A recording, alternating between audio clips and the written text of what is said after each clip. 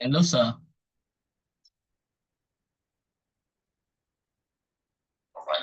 Yes, Justice. Okay, so while we wait for others, can we just start with key takeaways from the last class? Okay, you have only 6 participants, and that includes you and I, which means we have only 4. Yeah, I understand that, but we can just start with the key takeaways from the last class before we commence with the main lecture. All right, good evening, all.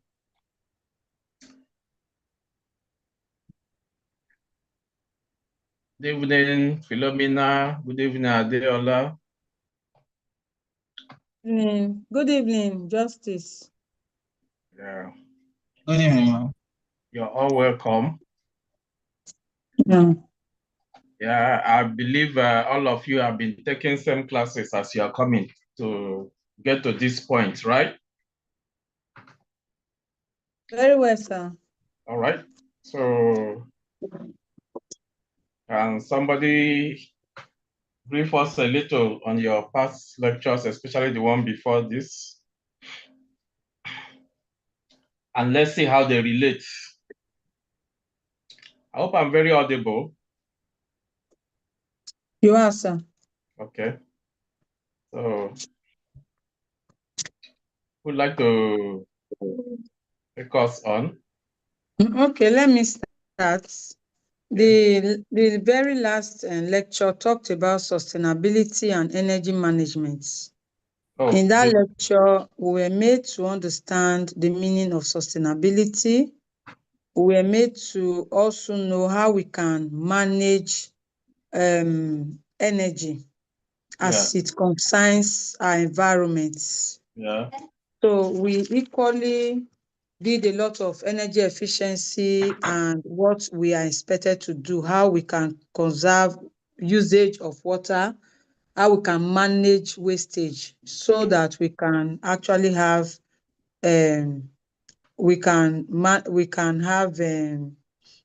better results. We talked about environmental quality, as in whether it's quality or something, I don't really know, but what it means is how your environment interacts. There are a lot of interact with social, the economic, and the environment, how these three interact. So they call that as the triple bottom line. What it does is they are all working towards sustainability. So in sustainability, we begin to see how you can manage your wastes, how you can segregate your wastes. You can equally make money out of it. You can make income out of that. So we equally talked about how you can manage energy, because these are heavy. When you are a facility manager, you need to look at this area. So they equally taught us how to conduct a sustainability assessment. So the areas you look at is you must look at data, what it was, what it is, and you now forecast into the future, how you want it to be. Where you want to be. Where you want to be. So I will stop for now so that others can help. Thank you very much. That's very nice of you. Anybody else want to chip in something? I don't want to call names. Hello, good evening, sir. Sorry, please. You need to on your video so that we can be seeing you while you are doing the lecture. All right, everybody, let's on our video. Let's show our just me. Just is fine. But if any other person feel like owning theirs, it's okay too. Let's show our ugly faces, which I hope you're all seeing mine. My shining head. You're all welcome.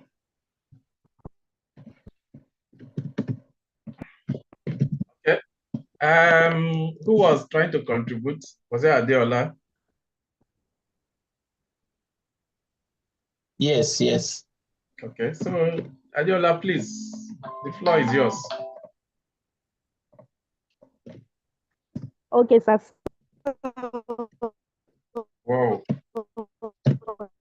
Last class, I was able to Yeah, also your network is not friendly with you.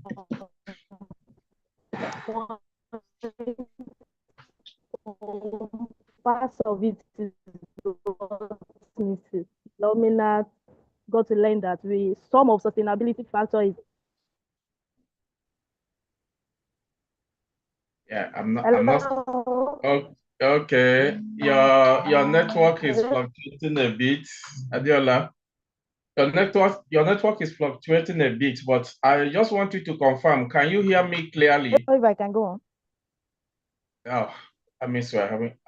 Adiola. Hello. Can other people hear me clearly? Yes, sir. Okay, so Hello, sir. Can you hear me? yeah, is We that can I hear can Adiola? hear you. Okay, Adiola, I just wanted to tell you that your network was sort of fluctuating, and I just wanted to make sure at least you can hear me clearly because you're part of the class. It won't be nice to, for everybody else to be getting the stuff and you are not. Anyway, thank you all. This is 5:15. I think by my own time, I think we have tried by giving about 20 minutes grace to those who are yet to join. So you're welcome. You're welcome, able facility champions. We are dealing with security and facility management because it's an integral part. It's a topic that nobody can do without, especially as a facility manager. I'll address all of you as a facility manager at this point because I want to believe for you to be taking this course. If you're not yet a facility manager, by the time you finish, by the time Max-Migold finishes with you, you'll be a polished facility manager. Amen.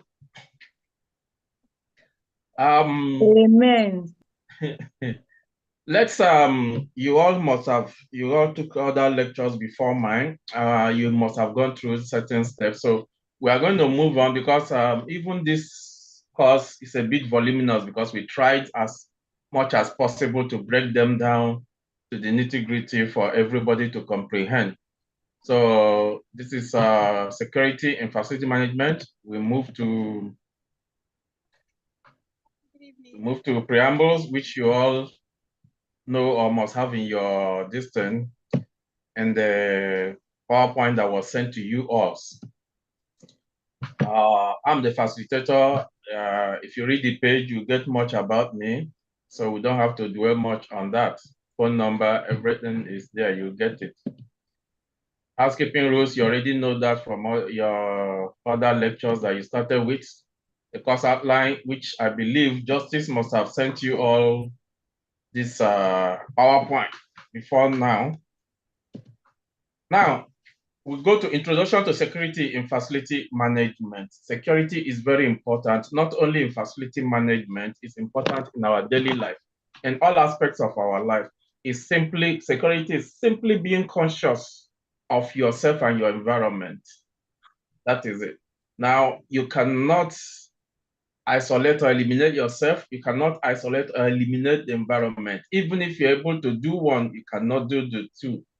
So the question is, if you have a sickness that is not curable, what do? The best option is to manage it.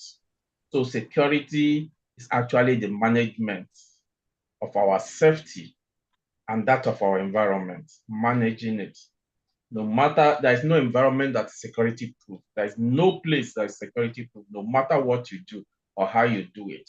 But your positive thinking should be directed at being the best, bringing out the best, doing the best at every point in time, irrespective of the consequences or the environment you are in. Getting that is dependent mostly on what you do. So facility managers are responsible for ensuring the safety and security of buildings, assets, and occupants. Three major points: structure, the content, and the human beings that concerns. Because without the human beings, both the structure and the assets or the content are useless. They will need human beings that are alive and healthy to make good use of them. This includes access control, surveillance systems, intrusion detection, and emergency response planning. Let me put that in simple language. This includes easy entry and exit, observation, detection of. Were you able to get someone? Oh, who? Your friend. Thank you, Edith, for muting. And response to any of those that does not work according to expectation. Overview of security services in facility management. Facility management is a multidisciplinary field that ensures efficient delivery of support services. It integrates people and resources to optimize operations and service output at a given location. You could have as well gotten a varied definition of facility management depending on the course or the environment where you are, not even just because it is Max-Migold. Even within Max-Migold, we can give you 1001 definitions of what facility management is. It all boils down to managing the human resources and material resources you have efficiently.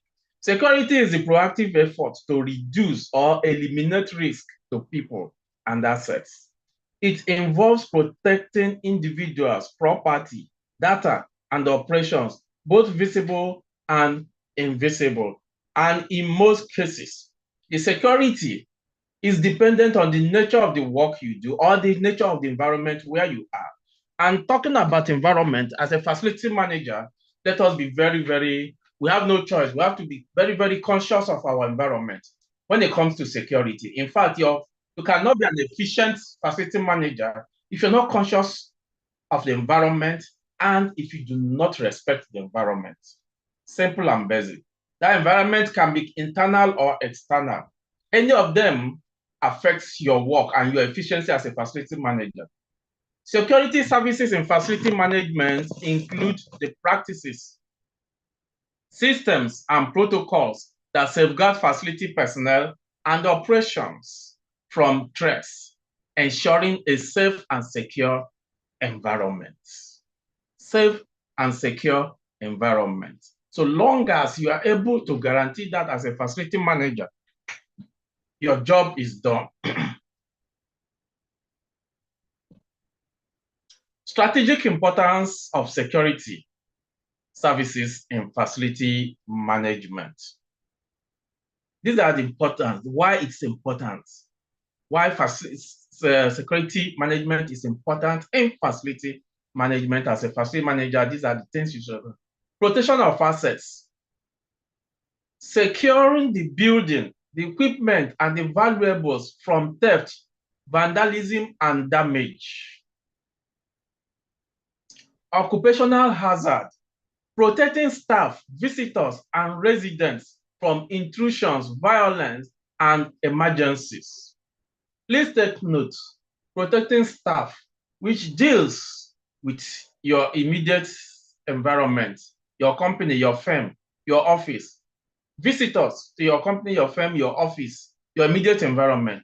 And residents, which can include external and internal. There are organizations that have their own residents. There are organizations that even run within their own residents. There are organizations that have special external locations for their residents. But occupational hazard and most importantly, security must take that into consideration.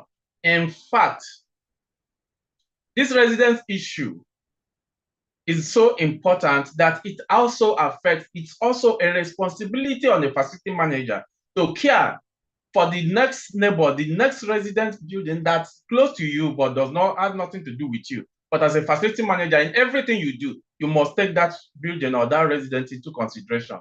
We'll move on and you'll understand more from there. Business continuity. basic. In fact, when the facility manager undertakes security as a responsibility, this is what your target is. It does not concern the facility manager. Well, under this course, does not concern you what the finance department is doing, what the HR department is doing, what the marketing department is doing.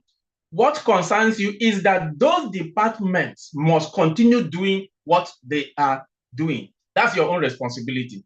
Is the marketing department a loss to the firm as a whole? That is not really the primary responsibility or care of the facility manager as per concerning security. But what is your primary responsibility is make sure that that marketing department, whether it's making profit for the firm or making loss, must be a continuous operation, must be in continuous operation. So under the strategic importance of security in facility management, business continuity, your business must continue. Let me bust your mind.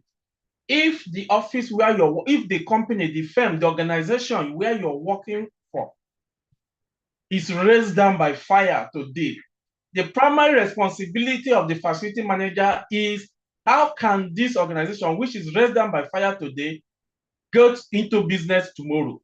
How can it continue tomorrow? Even if it is minimally, but there must be continuity. It is the actions you take and the things you do and the things you deploy that will determine if your company should suffer such loss. Will they still survive? Will they, like the phoenix, rise from the ash tomorrow? Compliance ensures adherence to security laws and standards and to avoid legal and financial issues.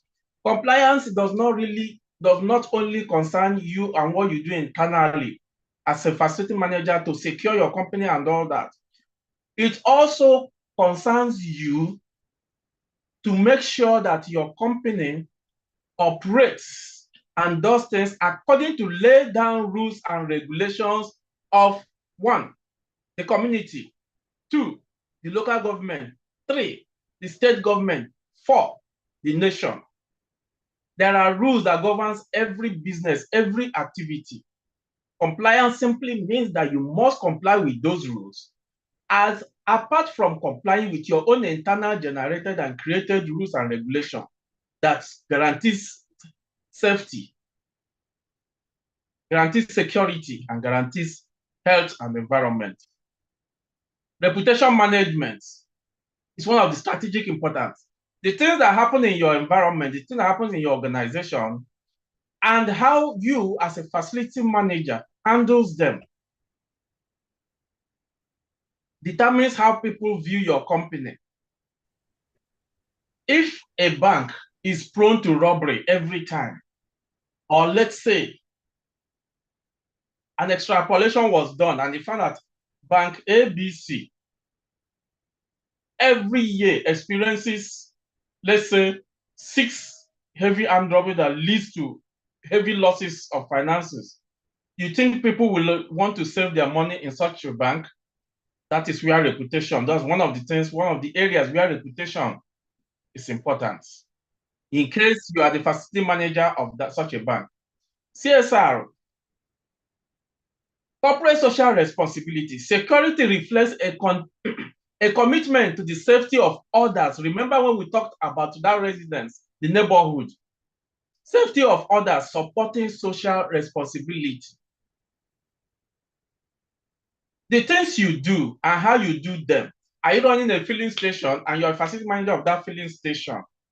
Everybody knows a filling station is a volatile place for fire. Everything there is fuel. Everything, including the human beings, are fuel if fire occurs in the filling station. But the question is, what, as a facility manager, what do you put in place? Not only to make your neighbors, the environment, the immediate people surrounding buildings and other businesses surrounding your filling station. How do you do and what do you do to calm them down, to feel happy to have you in their environment, feel happy to have you in their neighborhood. Security-wise, those things you do externally to affect people's perception of your organization falls under your corporate social responsibility. It must be something good. It must be something responsible. We'll still talk on those later. Types of security services in facility management. One, you have physical security. Under it, it protects people and property from harm, theft, or damage through the following. These are things that are done physically that you can see, that will be either installed or carried out, that you see physically. Access control. This uses key cards and biometrics and security gates. Now, these access controls are definitely physical security measures that you see. You want to get access into a building, at the door, at the entrance, at the reception, you see access control that you either have to use a card or punch in, numbers, or even do face recognition. Surveillance CCTV cameras. There is no way a CCTV camera will exist, no matter how hidden it is or how concealed. The fact is that it's a physical asset. It is something that has to be installed physically somewhere. Sometimes you need to look well, but you will definitely see that it is somewhere there. So those are part of physical security that needs to be done by a facility manager. For activity monitoring, CCTV monitors activities. It can be any kind of activity. There have been CCTVs installed simply to monitor the flow of water. Security personnel, these are people that are physically on ground. They fall under the physical security. They are trained guards, patrols, and responders to issues. These are human beings that you can see and touch physically. Visitor management controls and records guest access. Now, visitors management, whether you like it or not, it could fall into speed styles, it could still fall under the access control one way or the other. But the fact is that it is physical. It is one of the physical things that are installed for security purposes. Emergency response, plans and drills and training for crisis. These are things that involve physical actions, like you're here now undertaking this training. Even though it is being relayed through the internet and all that, the fact is that I'm sitting where I am, talking to you physically. You are where you are, and you have to be there physically to listen. No matter, even if you're driving, it has to be you physically doing it, listening to the lecture.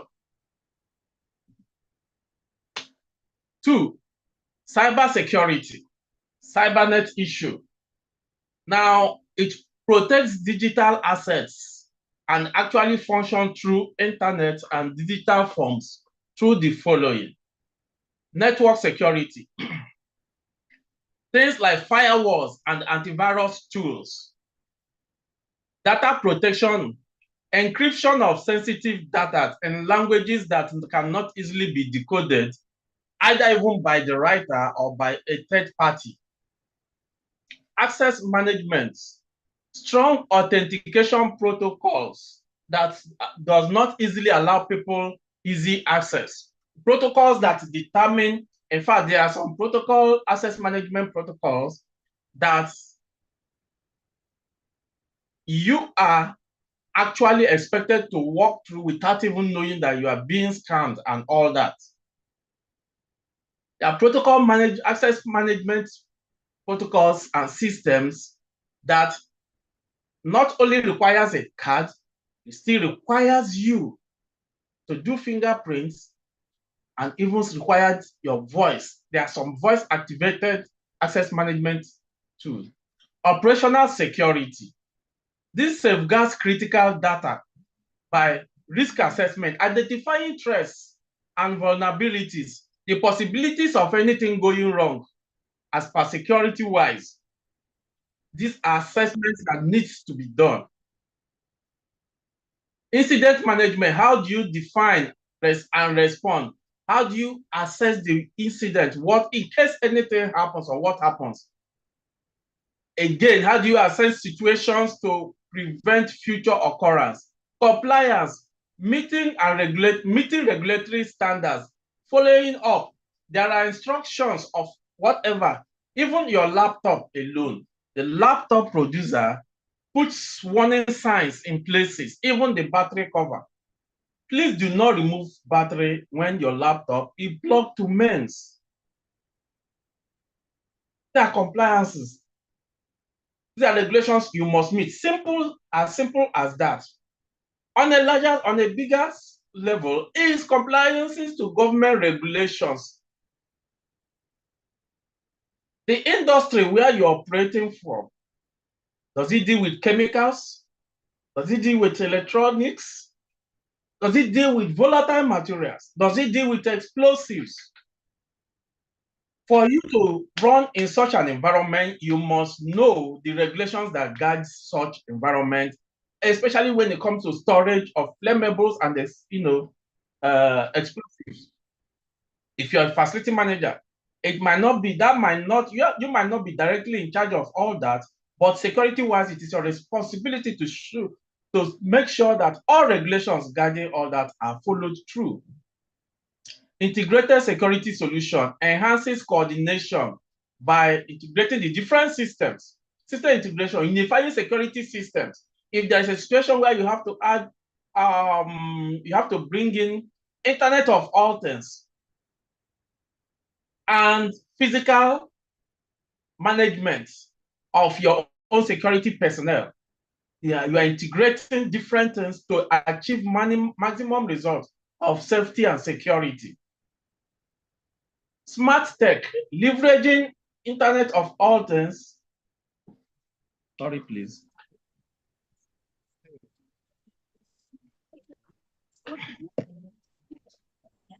Now, you come to community security. Please, this falls a little bit under the CSR that we have spoken about before. It promotes safety through collaboration between governments, communities, organizations to counter threats like terrorism and cyber warfare. There has been a situation where a whole estate was attacked. The access control system, the security system, everything was attacked. Now, in such situation, because there are other estates that we are close by, and we are prone to such attack, there had to be collaboration between that particular estate and others, and even to the point of going to the government level for help. Because there are situations sometimes where security breaches might go beyond the ability or even beyond the environment of an organization. There'll be a situation where an organization was targeted by a foreign country for espionage on a country in which where the organization is based in, without them knowing that they were being used as a tool. In such situation, you as a security person or facility manager who in charge of security, you definitely cannot deal, even your company as a whole cannot handle such situations alone. It needs to involve the government. Personal security, it focuses on individual safety via self-defense, vigilance, and awareness. You must be alert, even as a person, you, the facility manager. As much as you're talking about the security and safety of others, you also must be alert. You must be vigilant because it also guarantees your own safety. Common security threats in Nigerian facilities. We are coming home. Good. Common security threats in Nigerian facilities. Some of them they are into for Nigeria and the Nigerian environment. They are into two major parts, the physical and the cybernetics.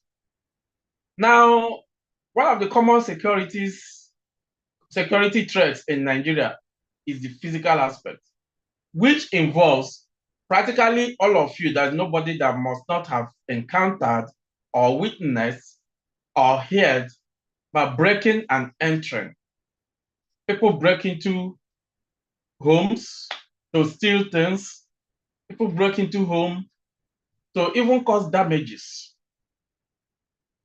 As much as people break into homes to remove all electrical wires and all that, same thing is applicable to companies. You can't say because you're a company, it can't happen. You can even have internal people who organize for one reason or another to break into the company. Unauthorized access and trespassing, that is normal, naturally. If a company, if you've noticed, a company that produces mostly consumables always will have people trespassing and trying to get entry, especially in Nigeria now when we have hunger at a high level. That apart, organizations, there are organizations, even with their security as high as it is and all that, you see people trespassing. You can even have your company could be situated in an environment where the neighborhood are very volatile. Maybe they do not even like your organization or whatever. They want to trespass. They want to gain access into the company one way or the other, want to know what's doing, or even to cause damages on their own. Theft and vandalism. Theft, vandalism, and sabotage. Now, your staffs could be involved in stealing things, which is normal. Which is normal because you do not, so long as you are not the only one working there, you do not know the mind of others. You do not know their mentality. So the reason why you see it as normal is so long as you are not the only individual, you must at every point in time make assumptions that things will be stolen, physically carried away. A lot of mega plazas, a lot of supermarkets, a lot of companies that produce things in large quantities suffer all this. And people also, there's a factory somewhere in Lagos. The fact is that the factory has a policy of shutting down by 6 p.m. every day. Everywhere is shut, everybody goes. But the first time they experienced vandalism, all the aluminum windows were removed late in the night. Sabotage. If you have competing company or firm that produces the same kind of goods and services you do, and they are determined to be ahead, they are determined to control the market, nothing stops them from using internal people, internal staff to sabotage your program. But there are ways and methodologies that you will follow through to minimize this, which we will come to. Third-party external security. In this case, you must, like we discussed before, not only care about your organization and your location, you must as well care about other organizations within your vicinity or your locality. If you do, you will be able to proactively prevent any eventuality that will compromise the security of your own organization. Because not only do you care about them, in caring about them, it gives you opportunity to know and study them, and also to let them know and study you, and know what you're capable of doing and not doing. Natural disaster. Is it earthquake? Is it landslide? In fact, a thunderstorm can create fire disaster in your organization. Not many organizations are well earthed against thunder. And even those that are earthed against, I know of a building, a high-rise building that's earthed against thunder, But on thunder strike, the building caught fire. What happened? It was later under investigation found out that yes, this building has thunder arrestor, it has it well grounded, but in the connection of the different segments of the building, there was a loose connection, which means the conducting copper were not all well tied together. So they couldn't send the thunder strike away from the building to the ground, and it took over the whole body of the building. Cybernetics, legacy systems. Legacy system conservation and vulnerability. In this situation, there are people that are very, very conservative. People, as today, as we are all using our laptop, and even some are still using desktop and all that. Some companies are still using cathedral boxes. Operating systems might be expensive, but the question is, what's the benefit? Older systems, sometimes you go online or you are using even your phone, and then you receive message, your phone will not be supported from so and so period. It means your phone has become a legacy device. You cannot be conservative at that point because it means that new generations of both hard and software will not be able to communicate with your device. So what are we saying? As a facility manager, even if it's a company that has a dedicated IT department, it is your responsibility to once in a while ask, how are the systems? And for you to even virtually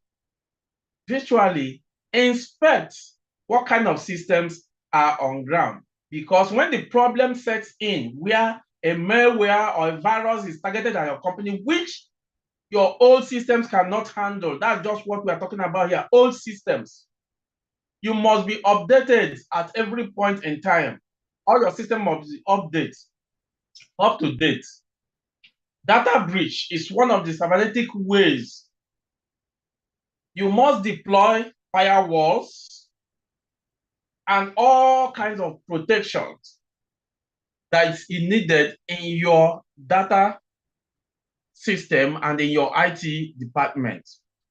Do not allow there to be breaches. Of course, there will always be breaches, mild or serious, but you should always be ready to tackle it. When you're running legacy systems that are outdated or running softwares that are outdated, even though you have been told that you have been warned, and you still use it, you will always experience data breach where external people or external interests will breach into your data system and even hold you to ransom. Input, Internet of all things vulnerability. Yes, the system, the idea of making all things internet enabled and all that also exposes you to the internet viruses and breaches. So as much as you love to let the internet have access to all everything about you, your door, your lights, your operating systems and all that, you should be up to date. You should be up to date with the security necessities that runs with such advanced developments. 4, malware or ransomware. Now, when you have a security breach, when you have a virus attack, and it simply destroys your systems, messes things up, and you have to go and look for a way or a solution, and you solve it, or even if it costs you money to solve and all this and all that, that's no problem. That's a problem, but that is all a breach. But when it comes to ransomware, it is exactly as the name goes. And in most people who want to target your organization, most people that want to target your organization, if they know what they are doing, always goes for ransomware. But like I said, just as the name goes, you are held hostage for ransom.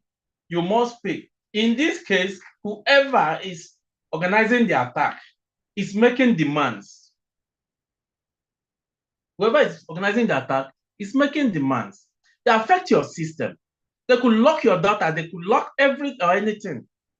Or they could even threaten to destroy the whole of your backup system or your operating system if you do not pay. Hello, sir. If you do not pay. Sorry to Hello? interrupt. I'm not seeing the slide anymore. I don't know if it's from my end. Serious? It's everybody. We can see the slide. We can see the slide. The slide Okay. is Okay, it's from your end, please. Who was that, please? So it's Justice. Oh, Justice, you? Hey, physician, heal thyself. So, malware and ransomware are very dangerous. All of them are dangerous, but this is more dangerous because when they hold you, you have no choice.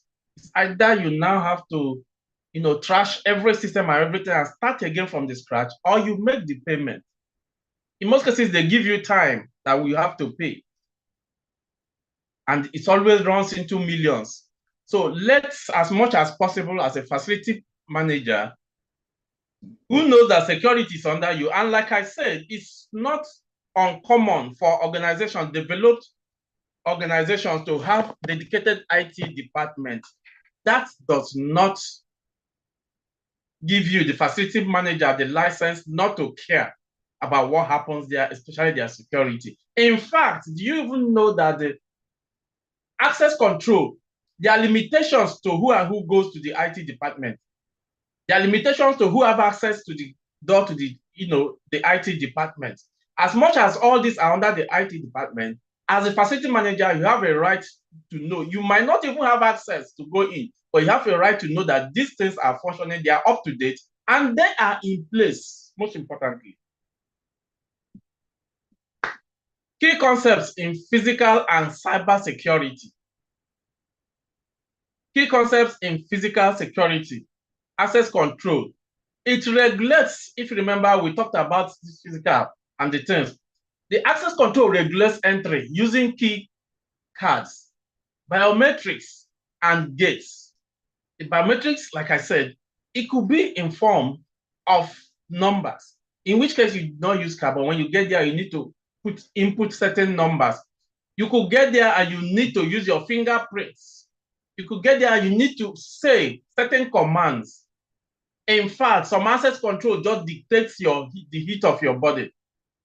Some are facial, just like some of your phone. They look at your face, analyze it with their data, and give you access or not. And of course, you have the normal gates that are there. Surveillance, CCTV, and motion sensors to deter crime and detect breaches. I and you know that it's only through cameras that capture certain issues that you can go back to later and watch and rewind and review and then analyze what the CCTV had captured. So it is very, very important in cybersecurity. And you link your CCTV to your system, to your servers. As of course, Internet of all things is very, very important. Like we said, like your CCTV, that is, you do not need to negotiate that automatically. As you're automating things, your CCTV has to be automated. Detects motions, even detects currents, detects heat, detects anything, and then does its work, whether you're there or not, day and night. There are night CCTVs that can record even color and what, even at night. Security personnel, trained staff for patrol, monitoring, and responses. Very, very important. In fact, you, the facility manager, falls under this, because physically, this is what you're also supposed to do. In the course of even carrying out your daily activities, you are patrolling. but most importantly, your monitoring as well. And periodically, you have to train all your personnel. Train them not only how to patrol and monitor, train them how to be observant and also how to manage or operate certain things and equipment that have to do with security of your organization. Sensors and scanners to detect unauthorized access. You go to airports, you go through the sensors, you go through the scanners, scan things. It's not everybody. In your organization, if you have that sensors and scanners, and I'm coming with my backpack, I do not need to empty everything inside. In fact, workmen who come to work for you come with what, under normal circumstances, you would have said these are prohibited items. Knives, razor blades, even hammer, and all this. But when you need a workman in your organization, they definitely will have to come with all this that they work with. You do not have to go through the problem of emptying and just run it through the sensor and the scanners. They will assess it.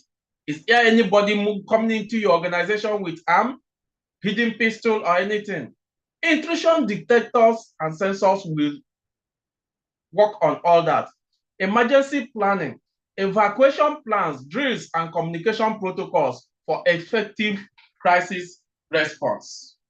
Now, you do not need or have to have crisis on your hands before you implement it. These are arrangements that organizations do.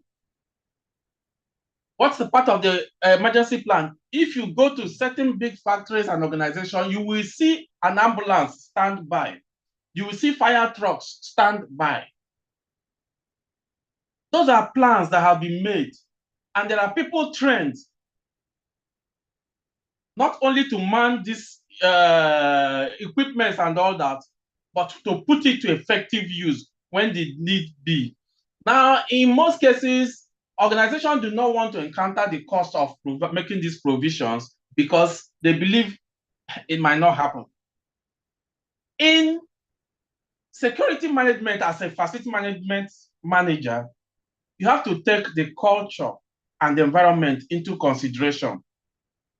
But you must not sacrifice or compromise certain things. Please don't listen to God forbid. Don't listen to it did not happen in my forefathers' time. Don't listen to maybe the government fire station is not far away from here. Sometimes you'll be disappointed. You must make your own emergency plan. If it's a small company, there are categories. You cascade it. A company might only need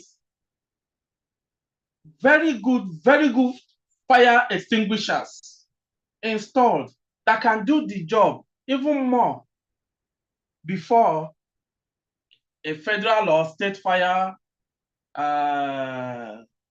organizations comes to your help. So you must have your own internally at all times. First aid box must be available. These are part of emergency plans. It's not that anybody is going to get injured, but you never know when it will happen. In fact, you, the most conscious person, might be the one that will simply slip on the staircase, even though you're holding the rail as you're walking. Your bones, your knees might just buckle under.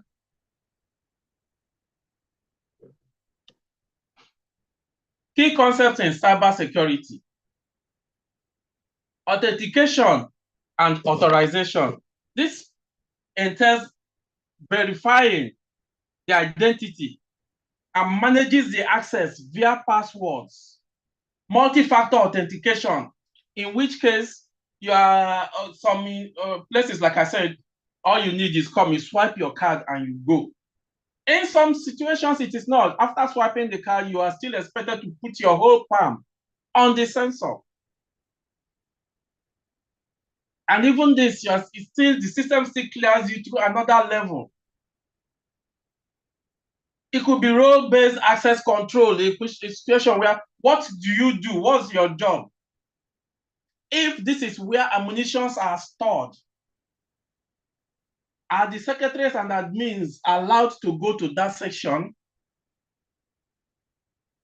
Does your role, your responsibility give you access to that part? Data encryption secures data using symmetric and asymmetric methods. Different methods that you make sure that if you fall on this side, at least one might be able to help you. Your IT department must be up to date in protection of your data. In most organizations nowadays, even in Nigeria, that's why we are coming home. Most organizations, majority, practically all of them, run on data. Information is the key that runs the business. Firewalls, purpose-built, monitors and controls network traffic. Not only that, most importantly, monitors and controls external traffic that comes into your system. While data encryption can be internally, what you do, you process your data in such a language or ways that it cannot be decoded unless you give the key or the permission. The firewall sits and protects whatever you're downloading from internet, whatever is coming from outside.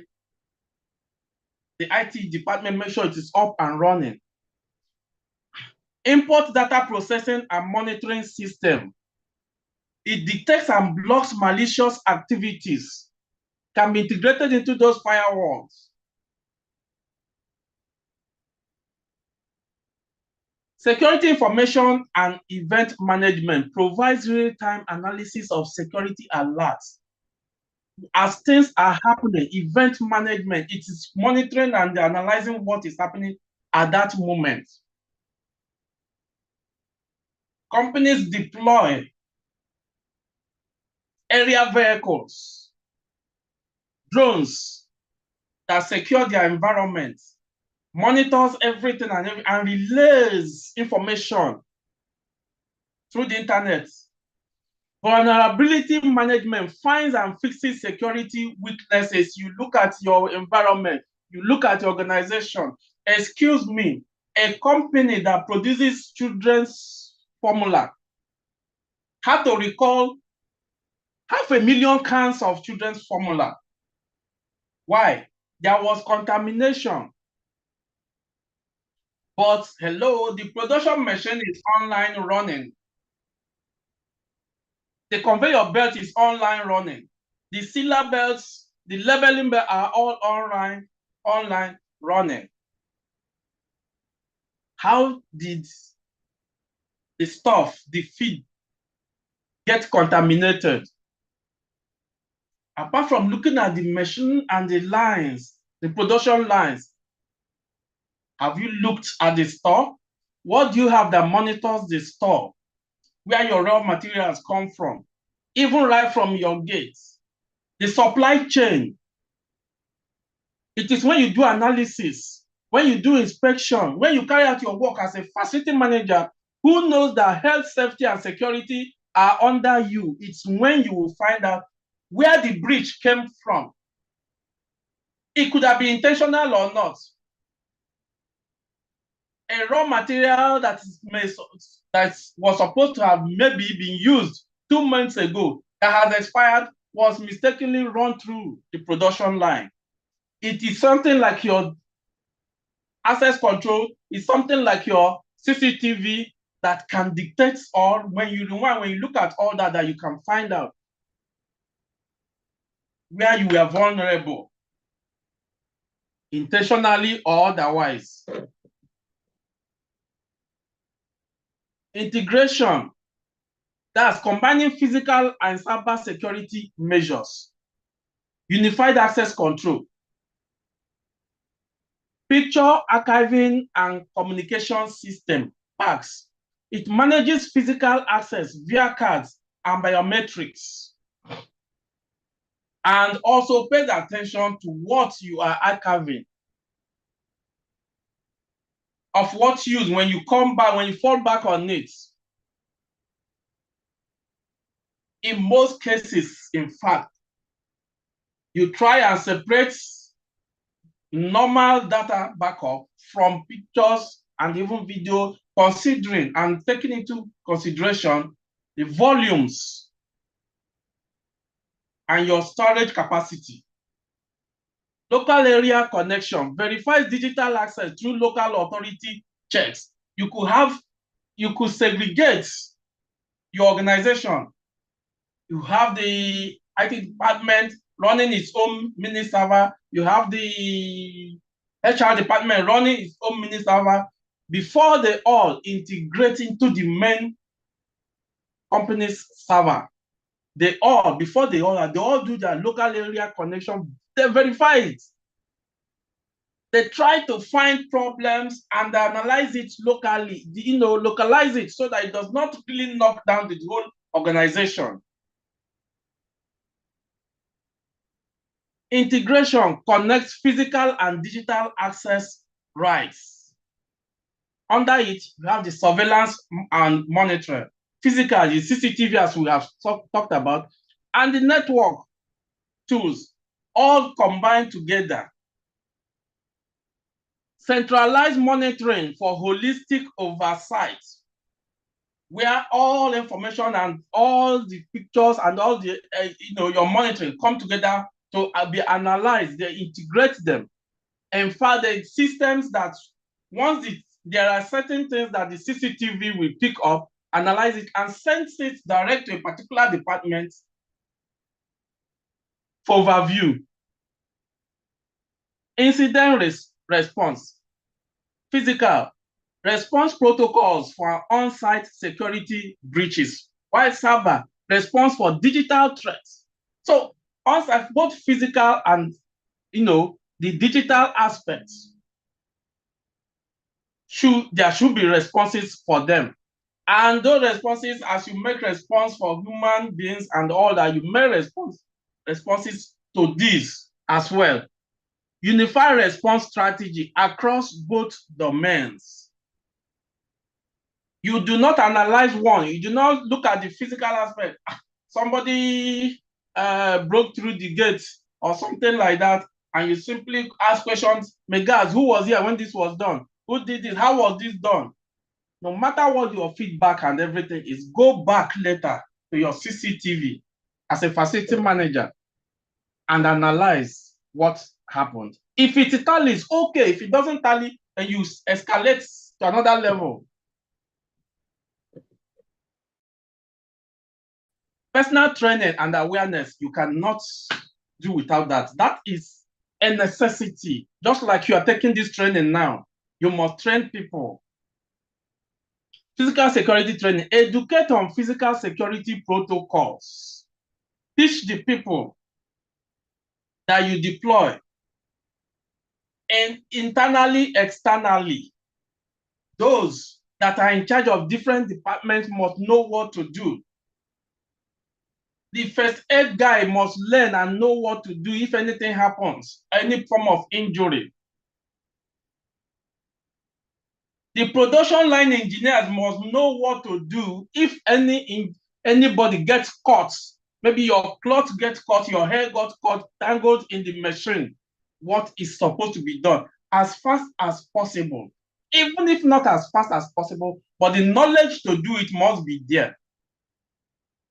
Cyber security training, educate on cyber security and the best practice.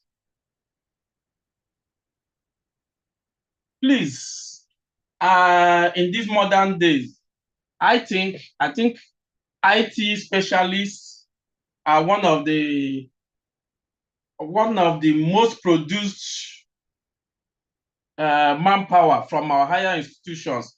Always employ the best, employ people who know what to do. In most cases, the owners of companies do not even know as much as their IT personnel. Risk assessment and management. Physical risk assessment identifies the risk to physical assets.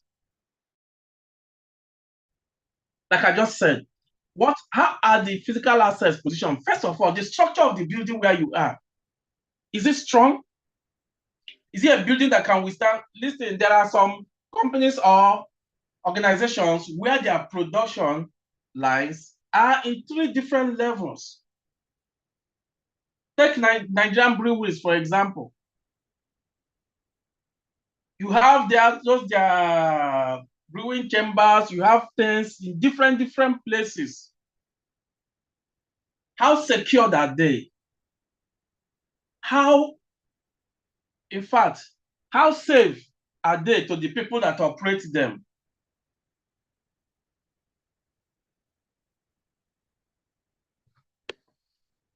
Identify risks to digital assets.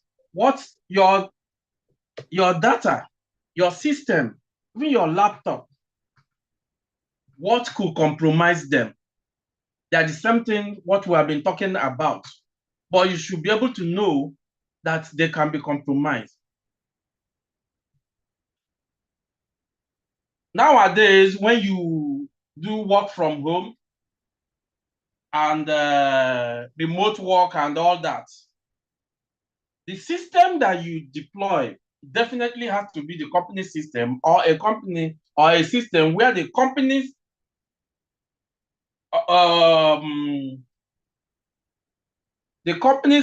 information and processing ability is domiciled on that system. If there is a compromise remotely, how do you lock that system? Remotely, how do you wipe that system? Remotely, how do you disorganize the system? So that third parties, unauthorized third parties do not get access to your company's secrets. Integration conducts integrated risk assessment across both lines, both physical and IT-based, physical and cyber-based risks. Security policies and protocols for facility management. Security policies and protocols are essential for protecting facilities, assets, and occupants. They provide a framework for managing security risk and responding to incidents effectively. They are the internal security protocols of any organization. Security protocols are practice manuals, security policies and protocols are exactly what outlines what should be done, how an organization runs its security, how it reacts, how it sets out for each personnel to organize and work in that environment. And there are importance why an organization must have security policy. Risk mitigation, it helps to identify and address the threats because there's a policy that in that policy says there should be periodic assessments. If you pay car insurance this year and you never had any accident and all that, that does not exempt you from paying your car insurance for next year. So you must identify, you must do risk mitigation, identify and address possibilities. You must make provision for the possibility. Regulatory compliance, you must meet legal requirements. The law that says affluents should not be discharged straight to the gutter must be obeyed. If you do, you fall foul of the law. The law that says every building above 5, 6, 7 must have an elevator, functional elevator, must be followed if that's what the law says. Consistency is standardized practice and reduces errors. Your security policy, make sure that everything done, because you cannot sit down and drop a security policy without going through being realistic, without going through lay down rules. And if that is done, it makes it a standard document and everybody follows. It can only be improved upon. It can only be improved upon. Incident response, it defines clear actions and steps to be taken and who does what. So it's very, very important as a facilities manager to make sure your organization has a security policy and protocols, the rules and regulations concerning them, and how they are being followed. It must be tabled down. It must be in black and white. Asset protection. That security policy and protocols help to secure physical, digital, and human assets. Because in that policy, there will be rules and regulations on who is authorized to handle what, or who is authorized to do what, or who are authorized to do certain things in certain ways. Personal safety, most important. The security policy safeguards staff, visitors, and residents. You owe it as an obligation to visitors to your organization. And the staff, most importantly, you and I know human assets are the most important assets to any organization, no matter what, even if you're producing gold. A company producing gold, 1 billion naira worth of gold is not as valuable as one individual of that organization. So you must safeguard staff, visitors, and residents. We'll come to that residents again. Everybody within the environment or within the vicinity. Example of security policies. Routine inspection. These are the things that it carries. Example of what it carries. Perform daily and periodic routine physical inspection of internal and external perimeters. Very important. In it, you will see that access control policy that says you use key cards or biometric for facility access. Nobody just walks in, and it is there in the policy. It does not matter if it is the CEO or the owner of the organization. He follows protocol. Leads by example. And in that policy, nobody is exempted. Your visitors come, they go through the process. Surveillance policy. Monitor the facility 24/7 with CCTV camera. Store footages for 30 days. These are policy. What it's saying here is that if your policy, your security policy says, whatever is recorded by your CCTV must be kept for 1 month, 30 days. That is the policy. You do not wake up one day and just change it. And there are reasons for that. Anything can happen at any time that you need to record. In fact, something might happen 15 days later that you will need only the CCTV can help you link the actions that happened before then that led to that. And if a company's policy says there will be CCTV camera, you cannot, if you have seen that policy, come and take the company to court that they recorded you without your knowledge or without your permission. No, you saw the policy, you read it before you even became a part of that organization. And it's incident response policy. It tells you how to respond to incidents and investigate security incidents immediately. Conduct after action reviews. There are organizations that say if a woman, a female, falls or injures herself, no man should touch her. It's supposed to be another female. These are security, health, and safety policies. So you have to know what you're putting in it. Incident response. Because of incident response, an organization can change its whole entry and exit process based on the nature of its job. Meaning that if anybody gets injured, there is a limited time to move the person from inside the organization to outside where medical help can be sought. And there should be no obstructions. Cybersecurity policy. This is done to protect digital assets with antivirus softwares, firewalls, and encryption. Using strong passwords and multifaceted authentication. It is clear. What it's saying is that in that policy, it is written out. Look, anybody that's working in our IT department, these are things that you must put in place for us. Training and awareness, normal.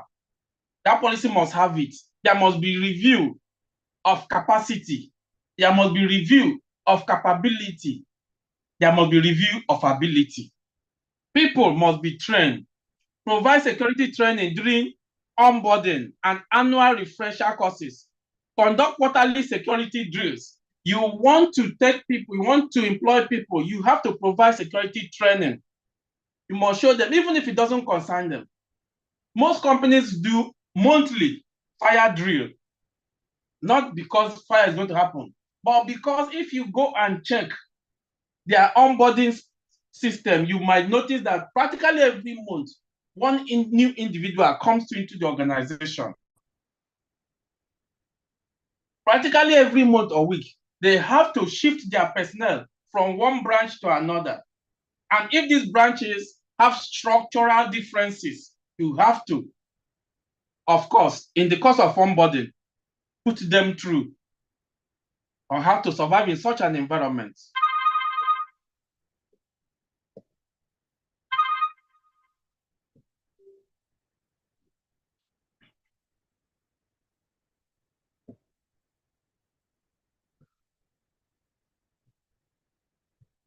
So we move to risk assessment and mitigation. Mitigating external security threats. Please, let's pay attention in this case. This is where waiting no consign us. Institutional relationship. You have practical partnership, and you have physical mitigation. Now, we're talking about mitigating external security threats. What's the institutional relationship?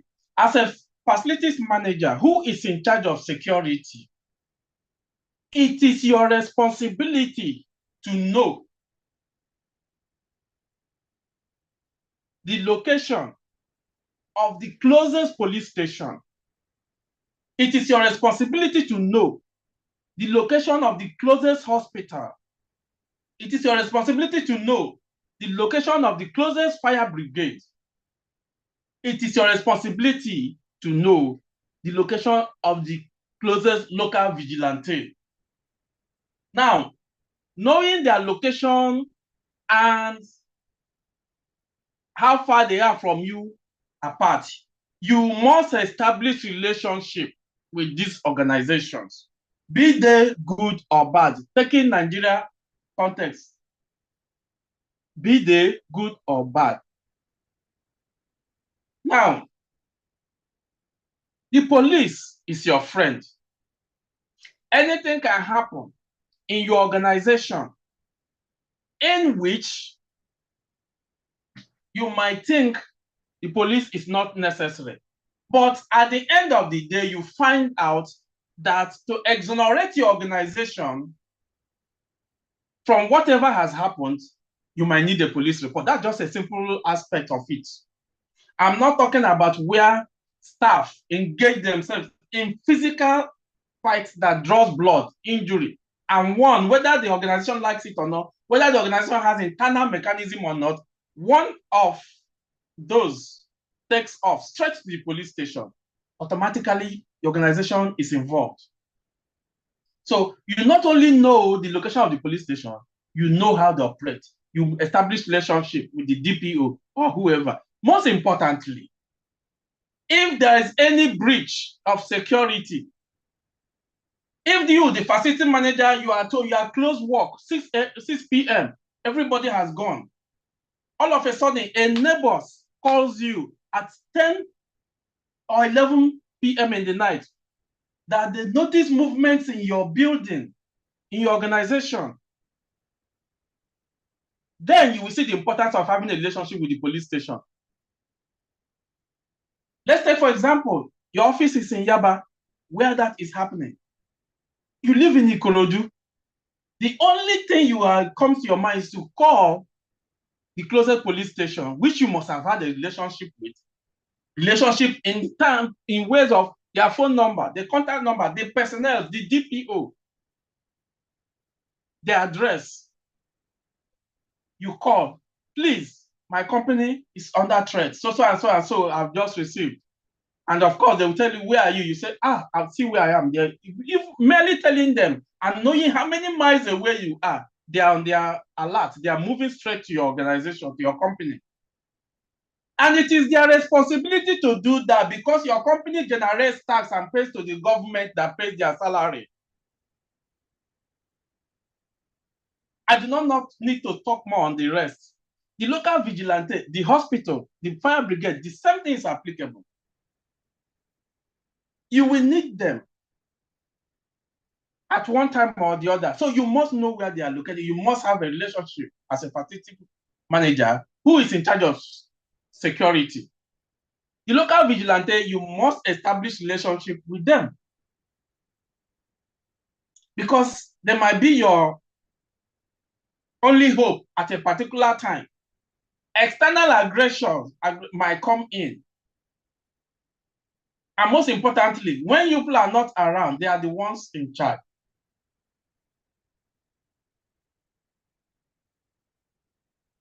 Practical partnership. As an organization, you must be seen to be a friendly neighbor. Your location definitely falls into a geographical area. Estate security, which falls under the resident association. The organization must be part of it, must contribute to it. Even if not physically, must contribute to the way and what they do. And it is your right to request that they include your organization in the course of their securing the estate. If you're in an estate where gate pass need to be issued by the security, monitoring, even the CCTV, the security of the estate, you must contribute to it.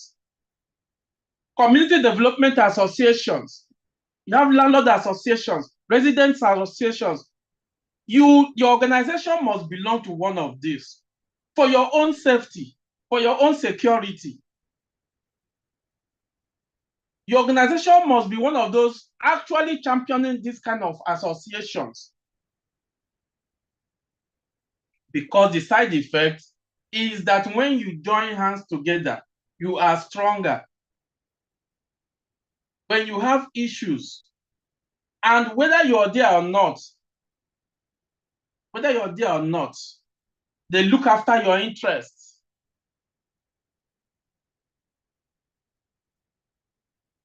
A school closed, everybody went home, nobody lives in school. NEPA restored light in the night, and there was fire. But because that school is a good neighbor, that school partakes in the landlords association, residents association, everything, CDA development. When they want to tar the road, it contributed. When their transformer was down, it contributed. The whole street went out to fight that fire. Who is going to come out in the night? Is it the students? Is it the teachers? Is it the owner? Everybody's gone home. But they came the next day. The damage was minimal. Who would have done that if that organization was antagonistic to its own neighborhood? Whistle blowing. There are people, you encourage people that when they see something, they say something. Is it the youth of the area? Encourage them once in a while. Your company can even organize football match for youths. Your company can sponsor their jersey. These are corporate social responsibility that actually adds security value far more than what you pay to your organization. And of course, professional association. Members of your organization definitely have qualification in different professions. And that helps them when they associate. They'll even be surprised that within their locality, they have people that are knowledgeable in their own area. It helps them even when they have issues in their company, when they have Mr. Lagbaja that lives down the road. I was discussing with him the other day, and he says he did this, he retired as so quickly. Mr. Lagbaja, I'm having this issue. You'll be surprised. I'm not an old man. He was about 80 years old. There was a ship that got stuck at the wharf in Apapa. And in the streets where he lived, they were just hanging out here and he followed old people talking one day and all this and all that. And it happens that the engine, a very ancient engine in that ship, was very powerful and good. This man was one of those who knew about such engine in Nigeria.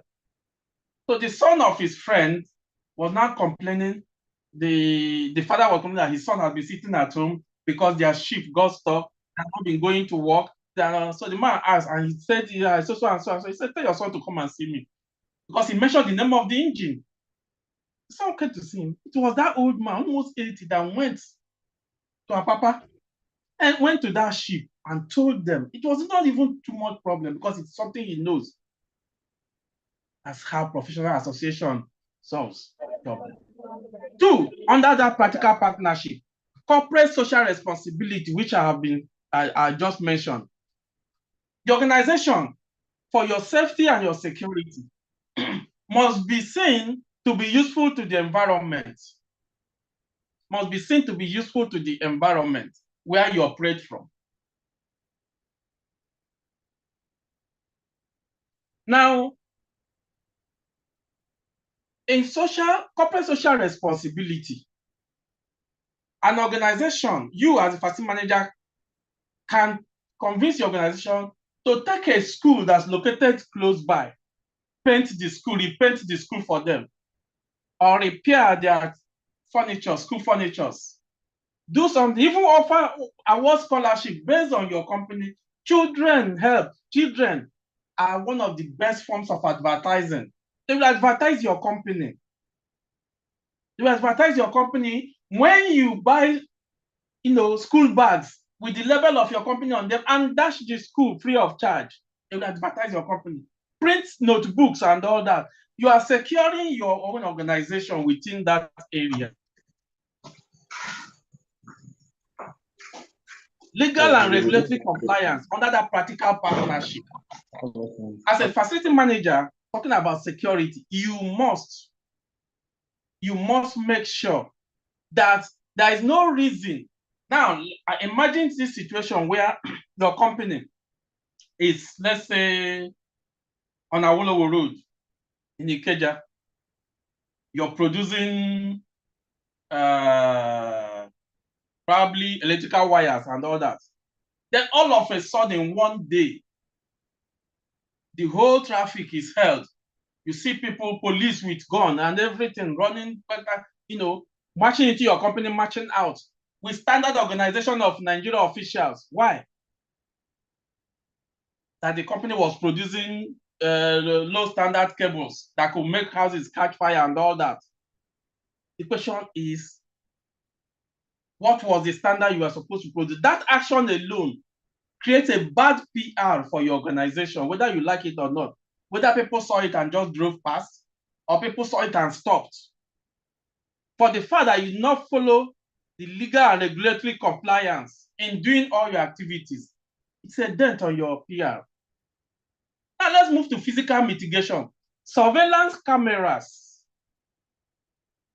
do not, and I repeat, do not organize the installation, no matter how expensive it is, installation of surveillance cameras to cover only your property. Make sure it's able to also view the next property, left, right, back, and front. There are reasons. The problem might not your problem might not originate internally. It might originate from outside. You might think, if I do this, install these cameras now to view other compounds and all that, I'm securing their own compound. Will they pay me the money I used to install it? The electricity I used to power it and all that? No.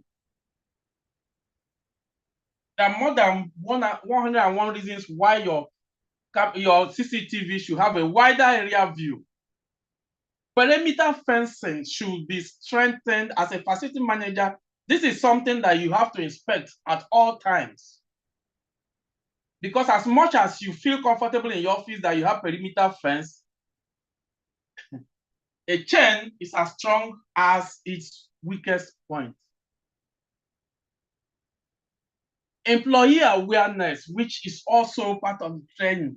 You must make your employees aware of any possibility of security implications, possibility of security breaches. Now, in this physical mitigation, especially that surveillance camera, perimeter fencing, a facility manager who is in charge of security must have interest in what goes on along the street, must have interest and know the nature of the area where your organization is. That will help you know what kind of security to deploy. It does not stop in surveillance camera, perimeter fencing, employee awareness, data inscription, firewall deployment, scanners, and access control or physical movement register. When it comes to mitigating external security threats, it is called external. It means it can come, and it can come at any time. Externally, you have less control over it.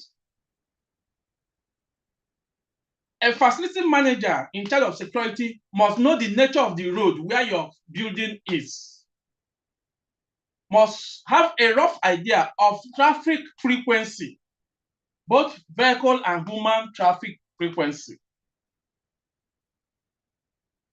When you are in a street, your organization is located in a street where there is hardly any sound and all that, but all of a sudden you hear heavy sound or heavy footsteps on the road, that calls your attention because you already know your street is not prone to such noise or sound. Even the explosion of tire or motion which can happen should immediately tell you something is wrong, even if it does not affect your own organization or location, but you must react.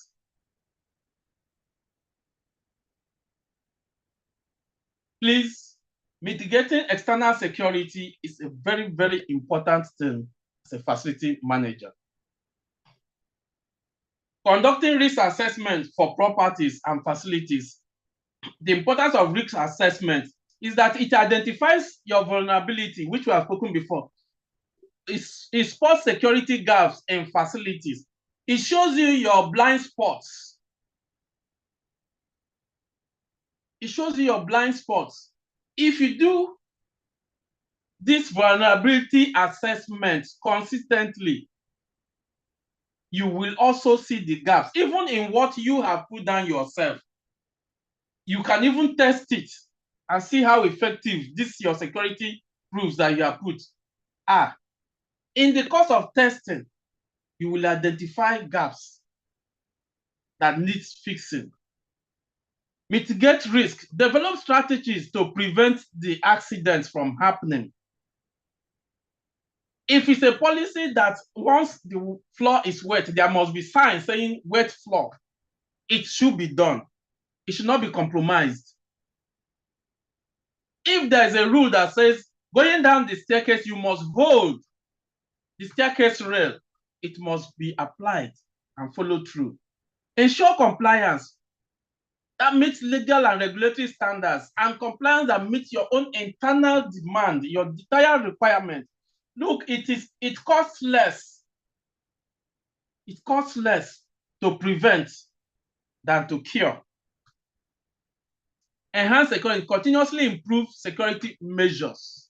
And one of the ways you can continuously improve your security measure is by going for training to know what is the latest development, what is on ground, what is in the market as per security, organizational security. Steps in conducting risk assessment. Preparation and planning. Define the scope and gather facility data. You need data very much. You need to go through what you want to prepare.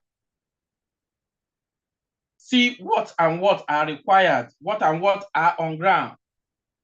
You must know the floor plans before you can make, plan for it and make the risk assessment.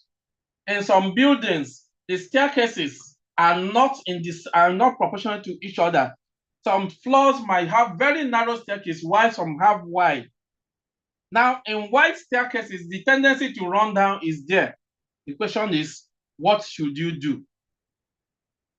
Identify the threats, physical threats that should be identified: theft, vandalism, unauthorized access, and disaster, which we have spoken about before. Cyber is data breach, malware, network attacks. Access vulnerability, assess the vulnerabilities. Physical gaps in access control. You cannot access it unless you use it yourself or you observe it. Surveillance and emergency responses. How do people respond when there is an emergency? What is even available for first aid in case there is an emergency? Cyber weakness in data protection and network security. Have the IT department or you deployed the necessary firewalls to protect the company? And what permissions are given? How often do you upgrade the firewalls? Especially when you know you've deployed more systems. Evaluate likelihood and impact of each threat. Do not say it will not happen. Just assume it happens. And then what will be the impact?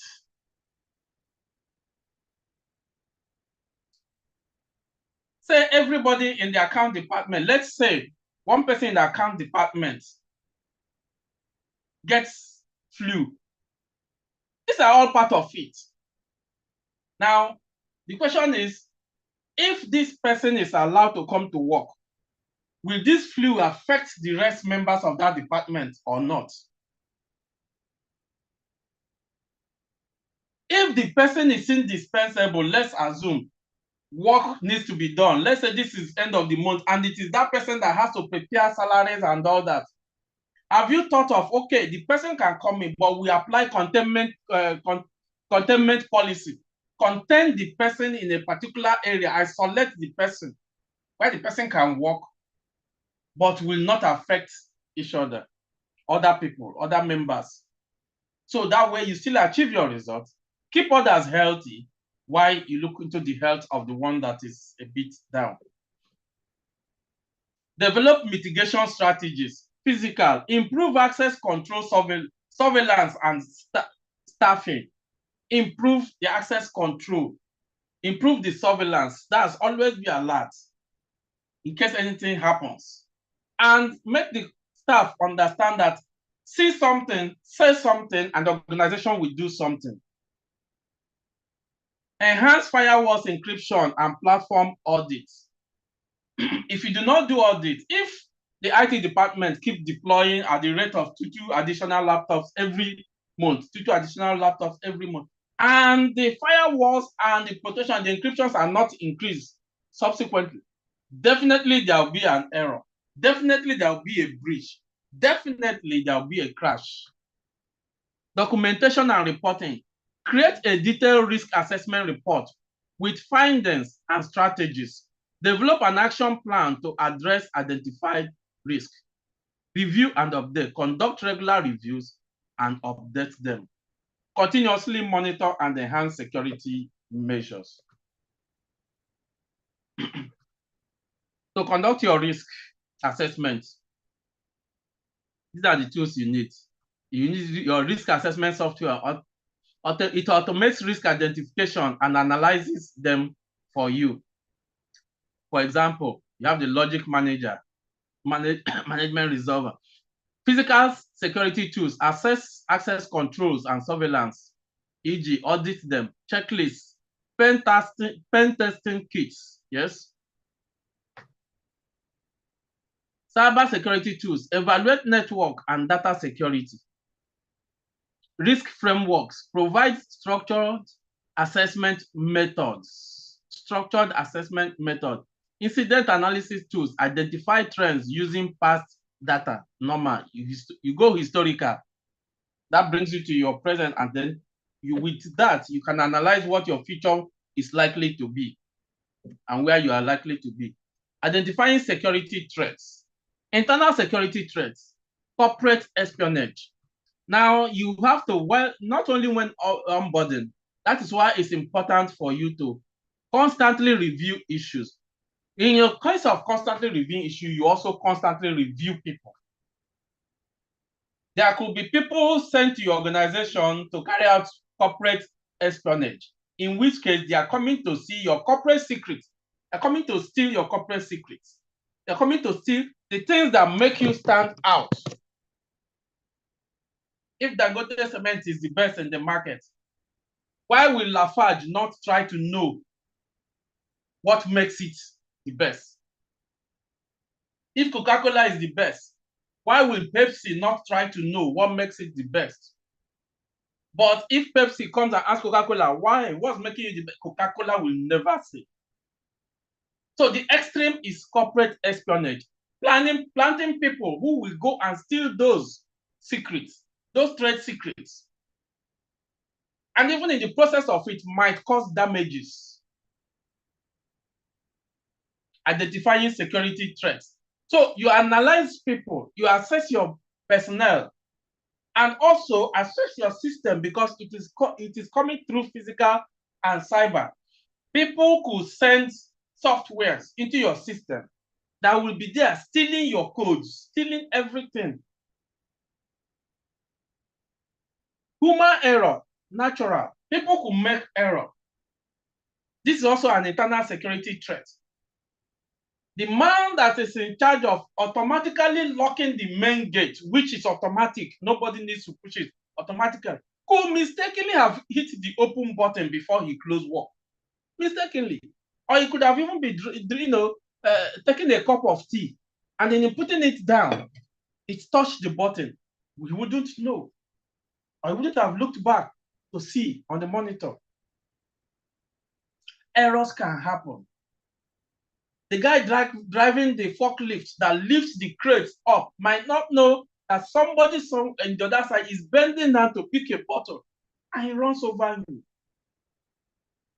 So there must be, policies put in place. Once a forklift is on, nobody goes near it. Once a forklift is in motion, nobody stands on the way of it.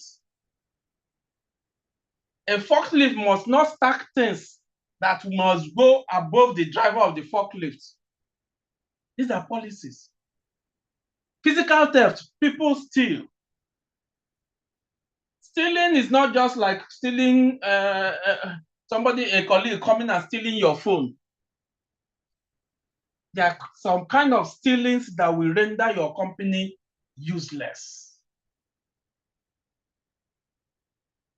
One of the telecom companies, some years ago, one of the main directors that brought them in and came in with the laptop that contains all the codes, everything. That laptop was stolen with throw pillow. Throw pillow was used to cover that laptop and stolen out of that company. They had to go back to their mother company, reorganize things, everything again before they were able to start. Poor onboarding and offboarding. In onboarding, you must take through whoever you are employing through security checks. If need be, in some companies they do it. They take the dossier of somebody they are employing, whoever they are employing, duplicate it and keep a copy with the police station. Yes, if the person refuses it, it means the person has something to hide. If the person consents, oh, it's a free-minded person. While you do your own internal checks. Offboarding, when somebody is leaving the organization, make sure you retrieve every organization item legally. And make sure you debrief the person. Or whoever is going to relieve the person has enough required information to do the job comfortably without having to refer to that person every time.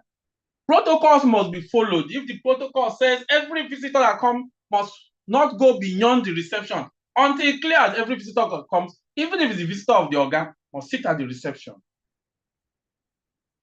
Unauthorized access. If you're not authorized to go in any direction, don't move. If the access card says you must stop at 3rd floor, the entrance access control on 4th floor must never allow you access because you are given access card that stops you at the 3rd floor. Sabotage. That's one of the internal security threats. Avoid sabotage as much as possible by taking good care of your manpower, your staff. Give each one what the person deserves. When it's time to pay salary accordingly. Minimize frictions. Train your staff to know how to work in teams. People must be able also to work with minimum supervision, and you will have some comfort. And sabotage and fraud will be minimized. Data theft, that falls also under your IT and everything. If you have a policy that says no system should have flash drive enabled, then that be it. Nobody comes into the office with flash drive. And all systems activated to reject every flash drive. Most viruses are introduced through flash drives. You might put a flash drive in your system and it will tell you it's virus safe. That is because your system or the virus detecting ability of your system might be limited to what it does not know still exists, is existing in that flash drive. And when you put in another system, it knocks off everything. But this is a flash drive that you have run through your own system and it says it's safe. Lack of access and level control. There must be control access-wise, and there must be levels of authority. We are on identifying security threats, and we have to identify them. Physical external security threats. Emergency equipment, firefighting equipment must be provided. Do you have them? If you do not have them, what makes you think the building or your own organization might not go up in fire? Now, if your perimeter fence is not strong, you cannot blame your security guard because thieves were able to come in. If your perimeter fence does not have, and you're supposed to have the electric fence, you do not have it. You are supposed to have spikes on your fence, you do not have it. Your fence is supposed to be a minimum of 12 coaches, and you put 6 coaches. You cannot blame your security personnel. What of the wall of the structure, the building where everybody is working from? How old is the building? Who originally built it? What is the nature of the building now? Is there any part of it that does not needs reinforcement and you are neglecting it simply because the structure is standing? Supposing you suffer building collapse, that's part of security, that's part of health, that's part of safety. Digital and analog monitors. Monitoring. Is it your CCTV? These are all part of physical, external security threats. The exterior of the building. Affluent discharge. Are you contaminating or polluting the environment from the discharge of your company and the activities you do? Perimeter illumination. Do you illuminate your compound very well? Is there lighting? Everybody knows that light is the main primary security everywhere. Entry and exit gate. Most companies think that having an entry and a different entry gate and a different exit gate is a waste of money. But that is one of the best security issues you have. If, for example, there has been a situation where a vehicle ran through and the driver lost control into the gate of the building.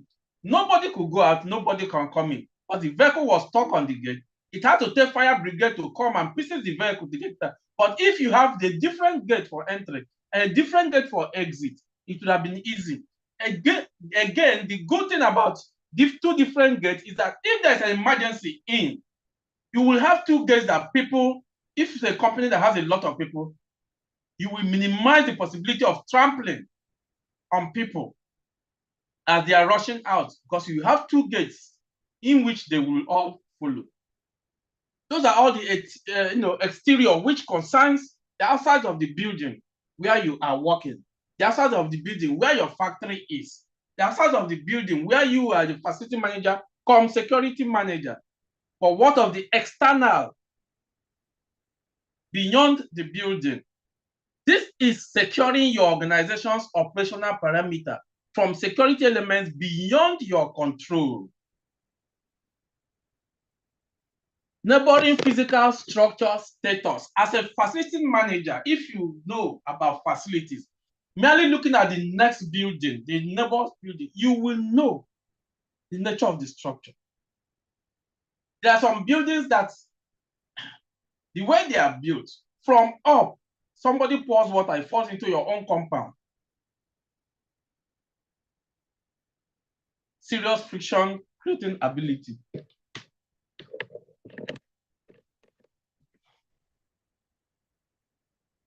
Public vehicular traffic, public human traffic. Once a facility manager takes note of this, you can always plan in the eventuality of, let's say, robbery. What is the road layout? How is the road? Is there a possibility of armed robbers coming into our company, robbing us and getting away freely? If there's possibility of that, as a facility manager, one of the security issues you do is tell the organization, the management, that you need to install CCTV cameras facing outside, apart from the ones facing your building. There must be ones facing outside. And supposing your building is close to a filling station like that I used before. Now, filling stations are prone to fire. The fire might not start from there. It might come from a vehicle that came in. It might come from careless handling.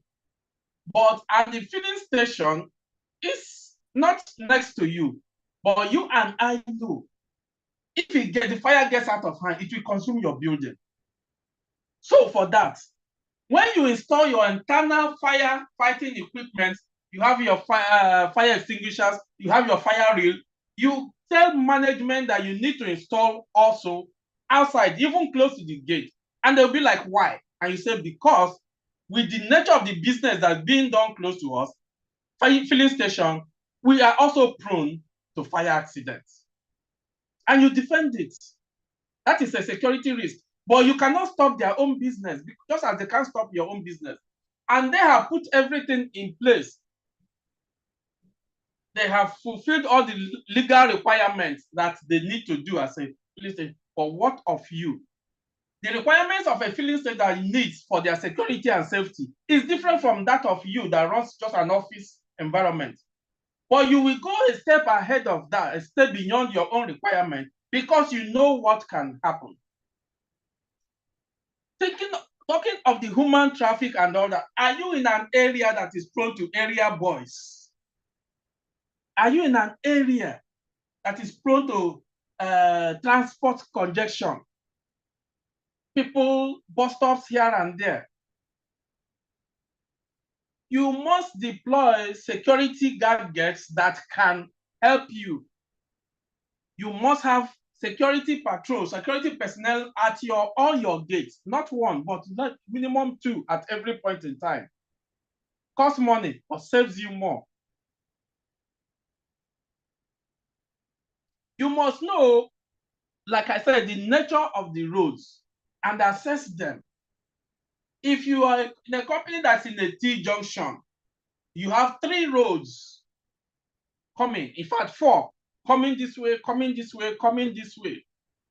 You advise the company that some staff or even you, the facility manager, should have an office that is facing those roads so that wherever you are from up, whatever activity is happening there, you can easily see and you can easily alert.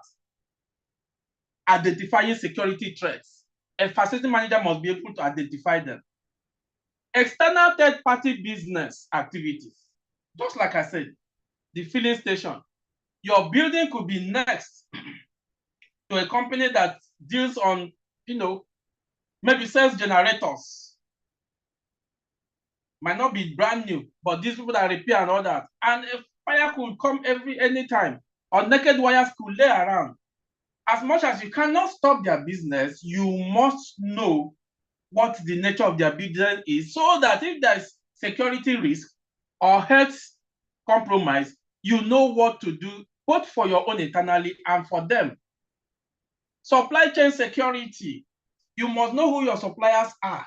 You must know where they're coming from and when they arrive. Supply chain security is very, very critical because through your supply, anything can be brought into your company. Goods being supplied must be inspected and confirmed, not only as per number, not only as per price, but as per what the content is. I remember the days of the NITEL. I had an uncle that was working in NITEL. He was an auditor. One of the NITEL ordered things, about 100 that had to be 100 cartons for their switches and all that. By the time he went to audit, he wasn't in charge, but he was brought from another branch to come and audit them. Those 100 cartons, only about 12 cartons had anything inside. The rest were practically empty cartons, empty. But in the book of NITEL and all that, it was said that everything was supplied, all that. And these were sealed, right? It is the auditor that had to open them. Let's be careful of our supply chain. Cyber security. You see this being repeated over and over and over again. We cannot play with, because the days are the days of internet. The world has gone cybernetics. Nobody is going back again. Internet is not going to go away. It's only going to improve. Cyber threats in facility management security. Common cyber security threats. Cyber threat. Malware. Software designed to disrupt, damage or gain unauthorized access to computer systems. Take note. Phishing. These are fraudulent attempts to obtain sensitive information by disguising as a trustworthy entity. Somebody can send you a mail to your company, and the mail will be your boss. Everything. But there's always something wrong.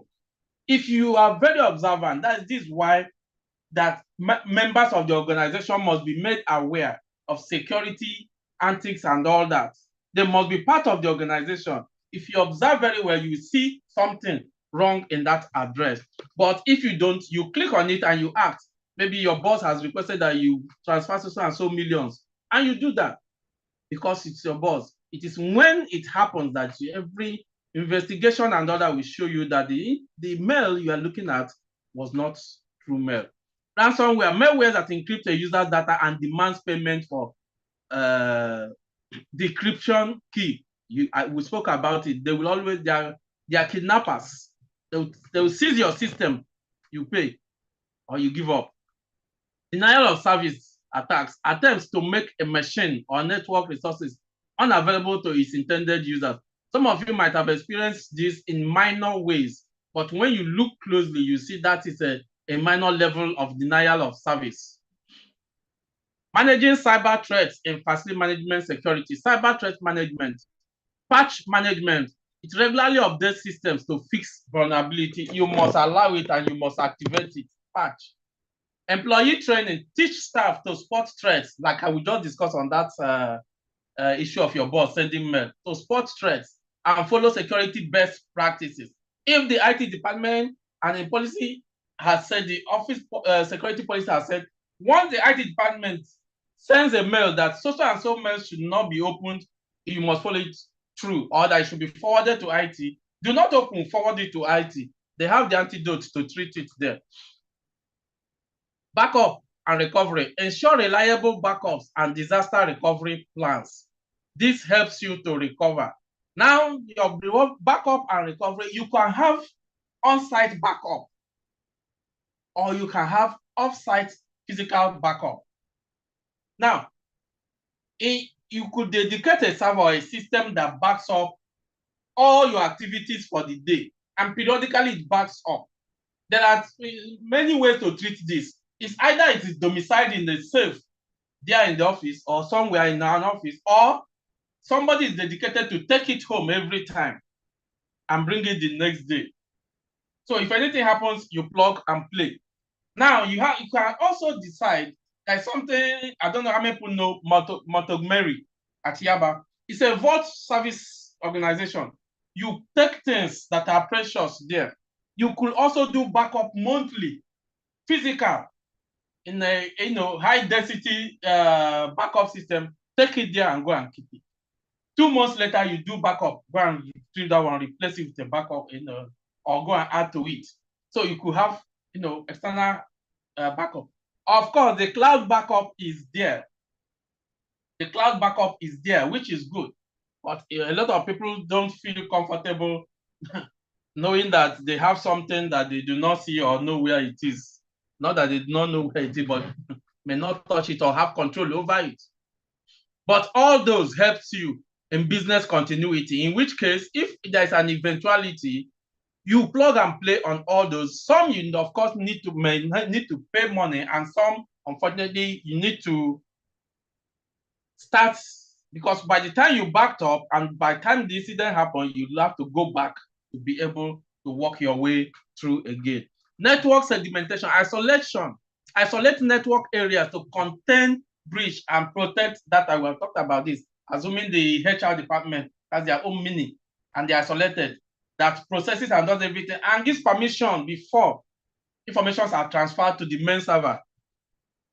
Multi-factor authentication, use multiple verification steps for secure access. Mitigating internal security threats. These are the ways you can mitigate internal security threats, but though we've discussed it, but just brush through it. Security policy implementation. Number one, you must have policy covering every other thing and implement it. Designated chief security officer, which is good. There must be a chief security officer who could also double as a facility personnel, facility manager, or they could both exist there. Personnel background checks. Check personnel background. That avoids sabotage. That avoids also, people that are kleptomanic, they're not like, they just enjoy stealing. Personnel background checks. Refereeing helps you bring out this, especially when you're onboarding people. Strong access control that everybody must go through. Strong access control. Employee training, constant training. When you train them over and over again, it helps you to maintain the kind of standard you want and get the kind of service level that you need. Risk and assessment reward. Yes, when you do risk, you assess, and then any area that needs to be rewarded, you do. People, you could create simple competition. The neatest department in the office. Being neat means being safe. Being neat means things are in order. Do you know that office furniture alone could cause health hazard, could cause fall and trip and fall? Office furniture not well laid out can cause accident and lead to people being in hospital for weeks. CCTV deployment, business continuity plan, all that falls under your backup system and all that. Deployment of security and safety equipment, normal. Deployment of OEM, original equipment manufacturer softwares and hardwares. Buy original equipment. Don't always go for the knockoff, which is everywhere. And because Nigeria things are so expensive now, some people have no choice than to go for that. But if anything goes wrong, you might not feel happy with it. Regular security and safety audit, very important for the facility manager. Regular security and safety audit. Even if nothing happens, like I said of the insurance, audits, note it there that there was no accident last month. Check and recheck your security. And most importantly, do not leave one security personnel on a particular duty or beat longer than necessary. Rotate them. Whistleblowing policy. Tell everybody when you see something, say something, something will be done. No arms prohibited items on the environment. If you do not run anything that will require such high-handedness and arming, then there is no need bringing arms in the environment. On-site, off-site backup policy. That helps your continuity.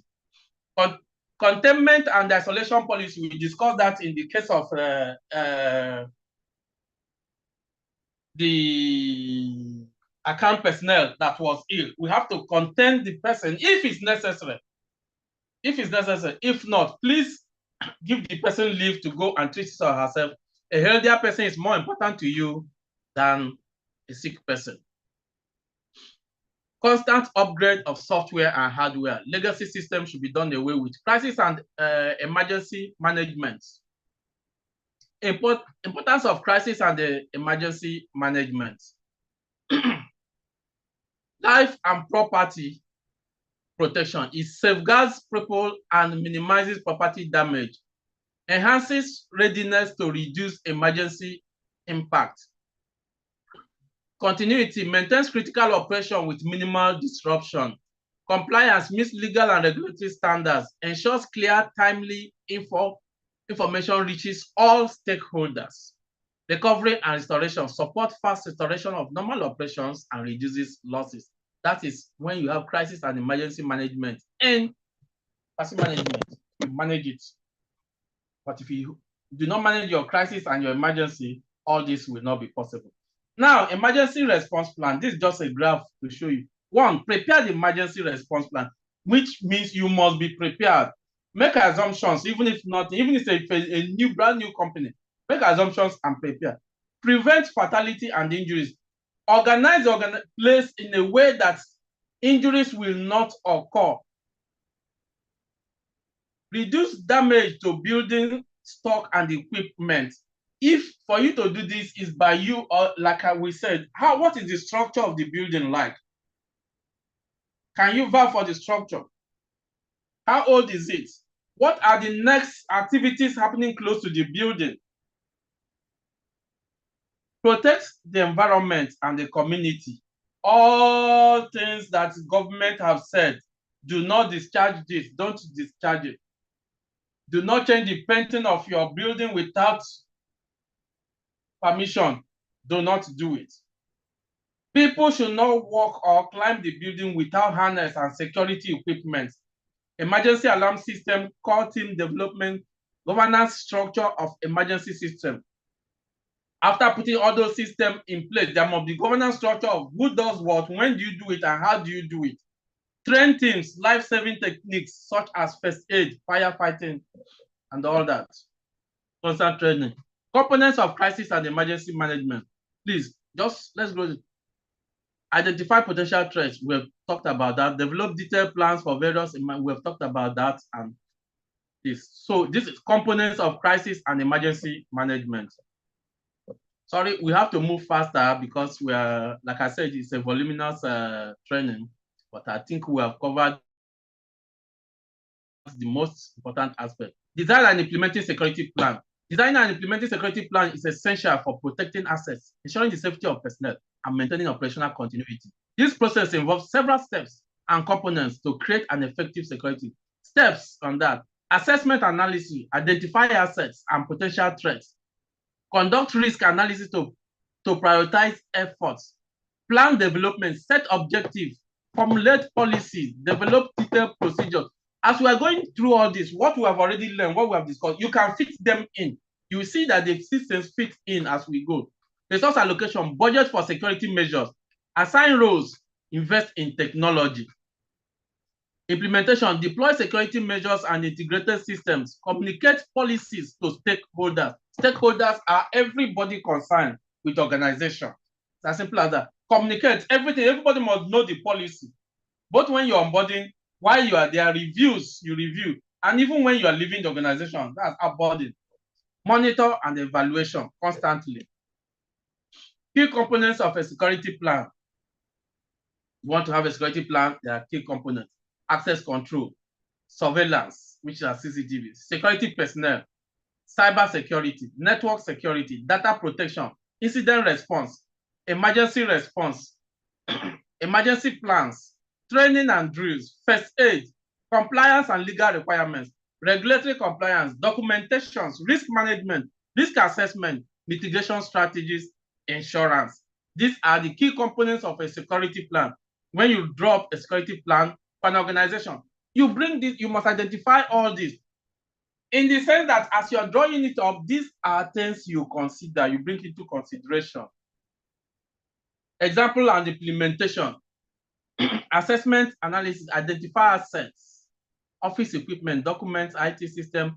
It means you should not only identify, itemize items. You must know what you have. You must know what the organization has.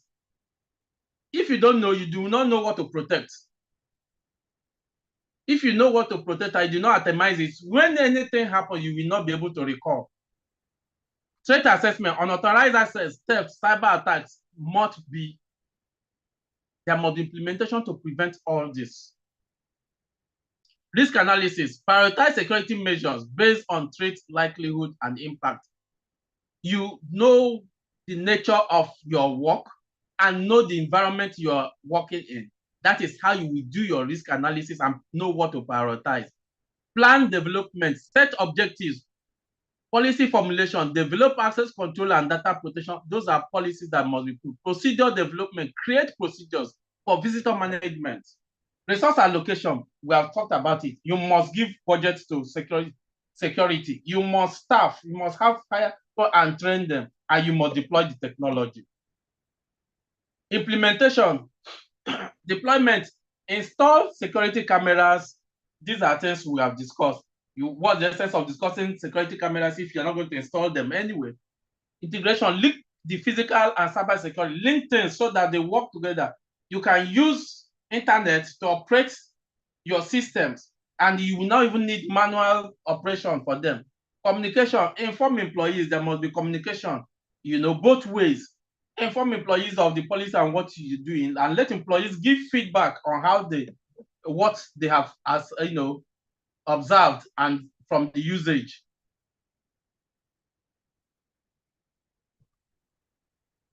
Managing security team and outsource providers, roles in security team.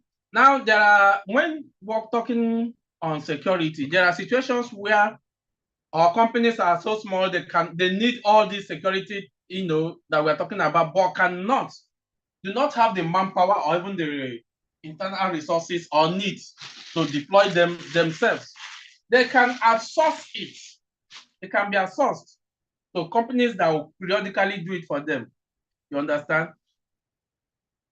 Now, whether they are outsourced or not, there are roles that security teams undertake. The chief security officer leads security strategy, compliance, and risk management with strong leadership and planning skills.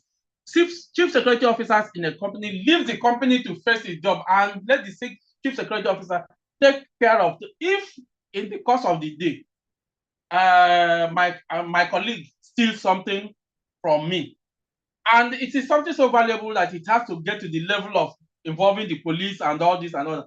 My manager or the owner of the company is not going to be disturbed. Chief security officer will undertake that. He will be in charge of taking the matter to the police or bringing the police, even undertaking this investigation. While the chief security officer is engaged in this, the company and the process is ongoing. You don't shut down the whole company. Somebody is in charge of something. This is division of labor. Security manager oversees daily operations, and in most cases, reports to the chief security officer. Security analyst monitors networks, assesses vulnerability, and detects threats using analytical and technical skills. Security engineer, he builds and maintains security systems, focusing on system handling and infrastructure protection.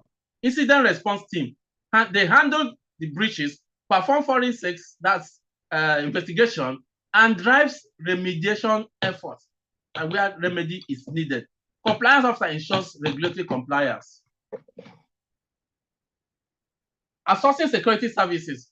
The reasons why you outsource security service are cost efficiency. You might want to pay a little amount, but have high efficiency, which if you had paid internally, the staff may not be able to have rendered that. Expertise, there's always expertise outside because they are outside, they undertake different kinds of things, but those internal will be restricted to internal. They might not even know when new products, new services are available outside there. Scalability, they are able to scale because they move from different forms to another. They can scale it, adjust it, increase and reduce to fit the needs and the environment. Focus. The less organization concentrates, which I've said, on their core operation, while external people undertake. Commonly outsourced security service are managed security service, incident response, vulnerability assessment and penetrating testing. Normally, that's common with IT session. They penetrate, I try to penetrate your system and test the vulnerability and all that and give you results. Then you can determine, and they give you options of security apparatus and tools to deploy. Security training and awareness, normally outside like we're doing now. Best practice for managing security teams and outsource providers. Clear communication, communicate clearly, define role, tell them what to do. Clearly assign responsibility and set expectations through service level agreement. There must be agreements. Monitor and assessment, regularly evaluate them. Collaborate and integration, use integrated systems and tools for smooth training and development. Normal. Incident management, develop response plans. Module 5, security equipment. We have gone far beyond our time. Justice, are you there? Yes, sir, I'm active. You're active. I hope I've not been speaking to myself. No, sir. I'm sure everyone is listening to you. Okay. Just that we have overshot our time and yeah, I'm seeing. Yeah. Access control system. You all know this. We have talked about them. There are different types. You have the physical, you have the logical, and the component, access points, control panels, access devices, cards, biometric readers. These are the things you use for all those different ones that we have spoken about for access control. Surveillance technology.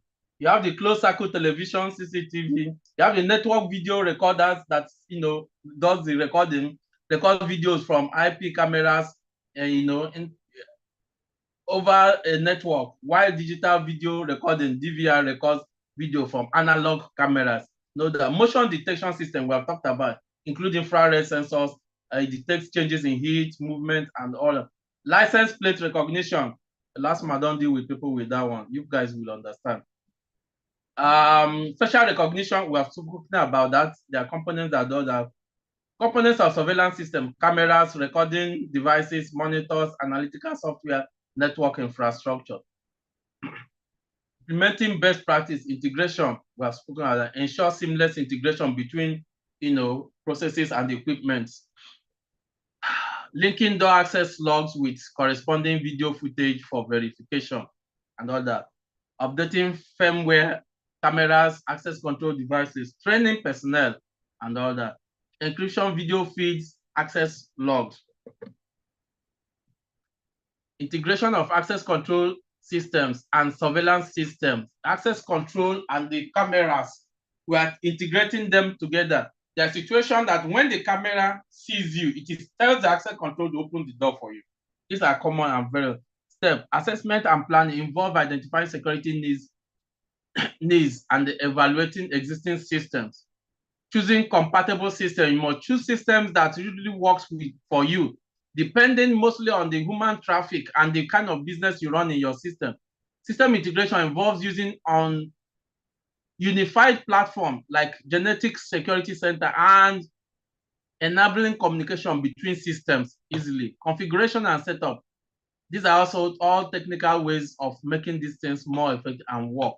Involve linking access control points with cameras and setting up. Testing and validation involves simulating events to verify if those things work properly as expected. Monitoring and maintenance. Monitor them, you maintain them. If rain affects cameras, there are some cameras that even wind will affect, shift. But if you monitor them, you will know when to put them in order. Examples and implementations. Scenarios integrating access control and surveillance.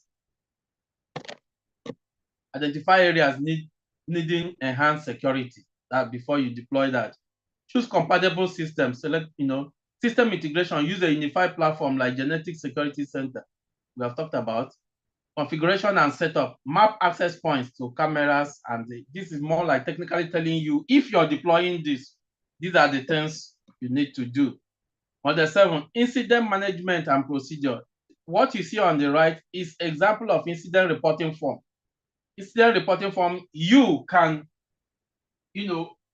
draft an incident reporting form that is, tailored towards the nature of what the incident reporting form of a one-man office will not be the same thing as a factory.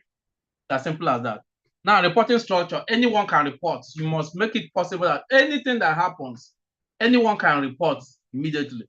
Reporting line, facility manager, CSO, safety officer, meaning that safety officers report to the chief security officer who reports to the facility manager. You understand? The management,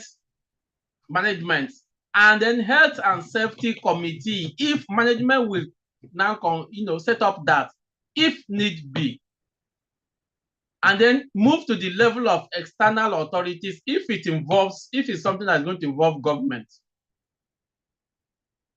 Investigation, preventive measures, information sharing, review and approval. Those are the reporting structures and management procedures of incidents. Post-incident investigation, after the incident must happen. Scene, preserve the scene so that it can be investigated. If those people who are not supposed to be there, ask them to move away, like what commonly happens in our road. An accident happens and you see people clustering around there and all that. If there's an investigation, people would have contaminated the scene already. The investigative team there must be an investigative team set up through policy, standing by. If something happens, they leave every other thing and face that, responsibility. Information gathering and analysis. Corrective preventive measure, which is very important after the post-incident investigation. The problem must be identified and how to prevent it must be laid out. Then reviews and monitoring shall be constant. And always use data for security optimization. Legal and compliance framework. Understanding security regulations and the industry standard. That's what it means. Key regulatory summary. Please. GDPR, General Data Protection Regulation, protects privacy and personal data, mostly of EU citizens. The key, data protection by design, consent, rights of data subjects, breach notification. HIPAA, Health Insurance Portability and Accountability Act. It protects privacy of health people. The key, safeguards for electronic health information, confidentiality. We all know that in Nigeria, we are practicing HMOs, and these HMOs have to share your health information, especially when you move from one to the other. You understand? This is covering it. Payment card industry data security standard. Ensure security of cardholders, especially in the financial industry. We all use it. The secure network protects the cardholder data vulnerability, but all the same, we know what happens in our banks. SOX protects investors by improving corporate disclosure.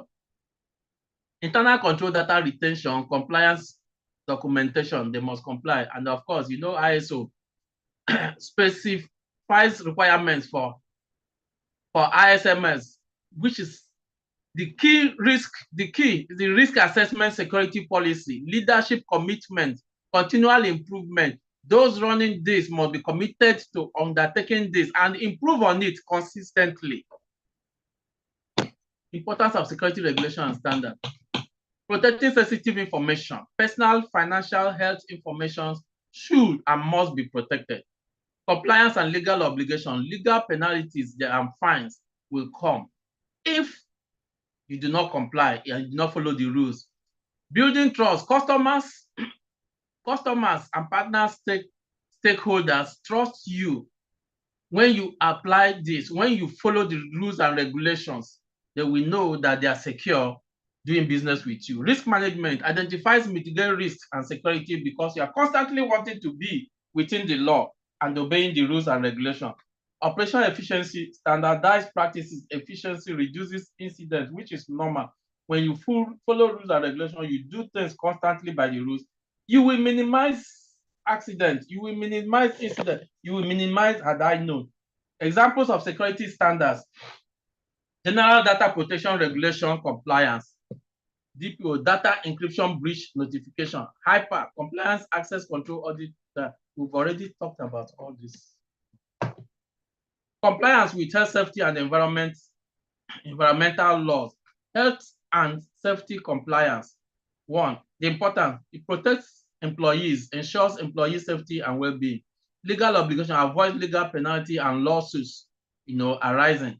Reputation, of course, it manages the reputation and enhances an organization's public relations identity.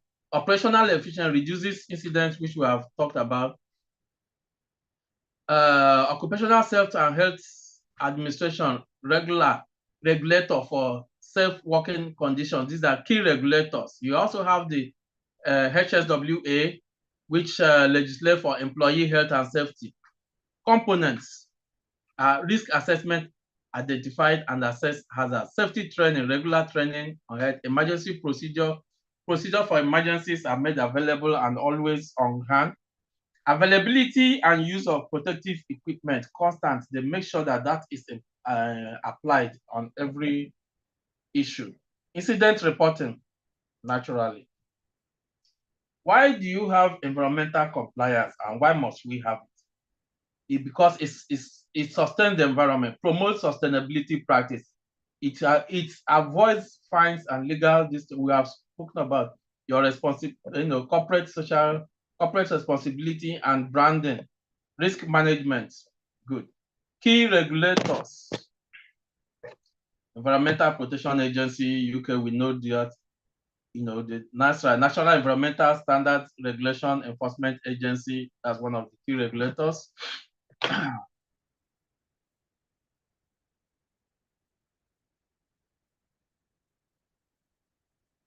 Yeah. Now, ethical consideration in security management, things you should consider, as right.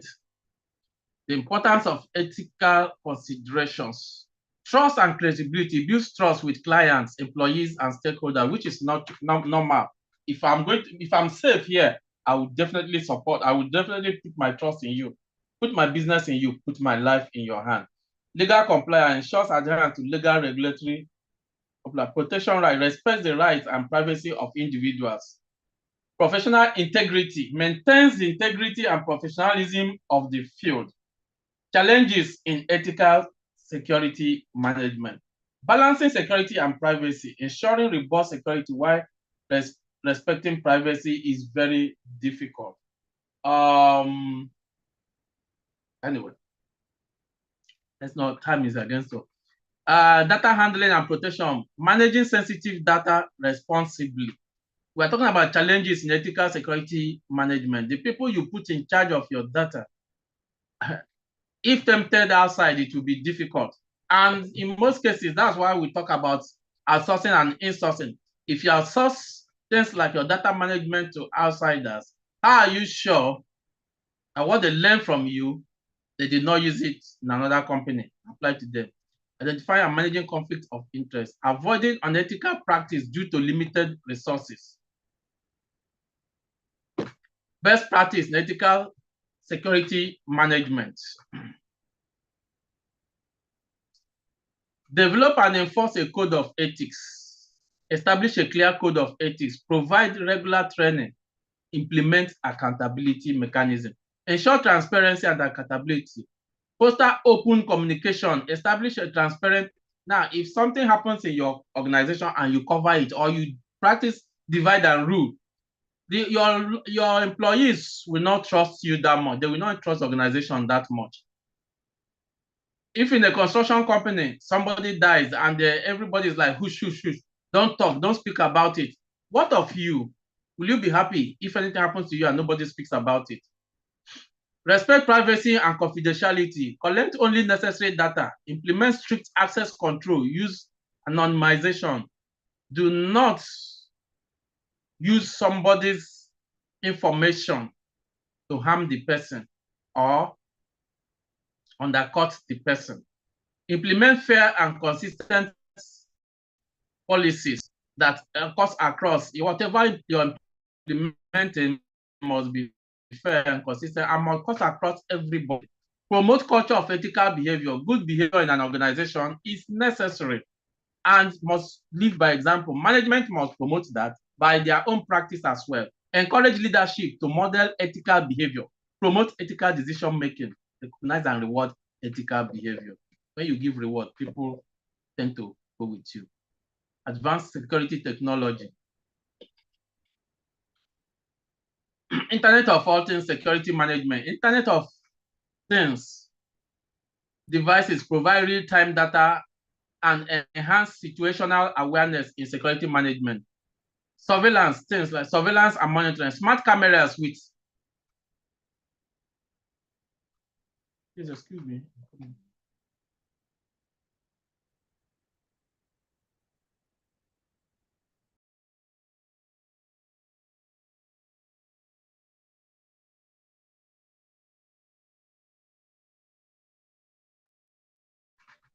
Yeah, smart cameras with AI and environmental sensors detect suspicious activities and hazards, even in your absence, when you are not there, because that's why they are smart.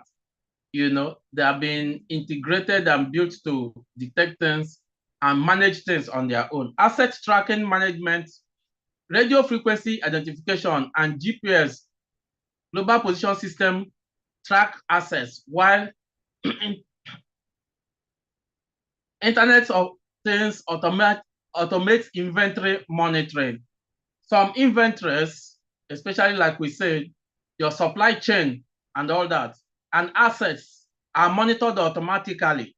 Even when you take them out of the environment or the organization, it's registered because there are detectors and things that can dictate the movement of those assets.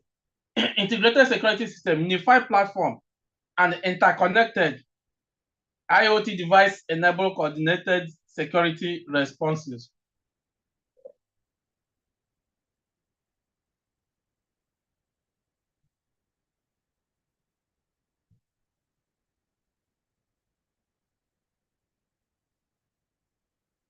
Role of AI and IoT in security management. Artificial intelligence is transforming security management by enhancing the ability to detect, analyze, and respond to security threats.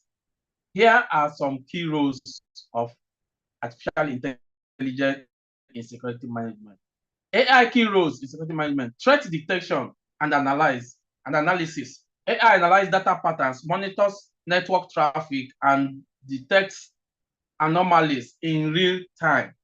Automated incident response. AI automates security response, reducing mitigation time and supporting decision making. AI forecasts security incidents by analyzing trends, enabling proactive threat preservation. AI, if integrated into your CCTV, like I said, in a company that is, located on a T-junction and all that, analyzing traffic and both human and automobile traffic and the activities around there, it can use it to focus the possibility of security threat and then report to you, and you can then implement measures that if eventuality it happens, you can, prevent it or minimize the side effect. Predictive analysis. User behavior analytics. AI establishes normal behavior baseline and it detects deviations as potential risk. That's detecting changes from the normal things it normally observes. Facial recognition, we have spoken about that. Benefits of AI and IoT in security management. Real-time data. AI and IoT provide real real-time data and insights for prompt incident response.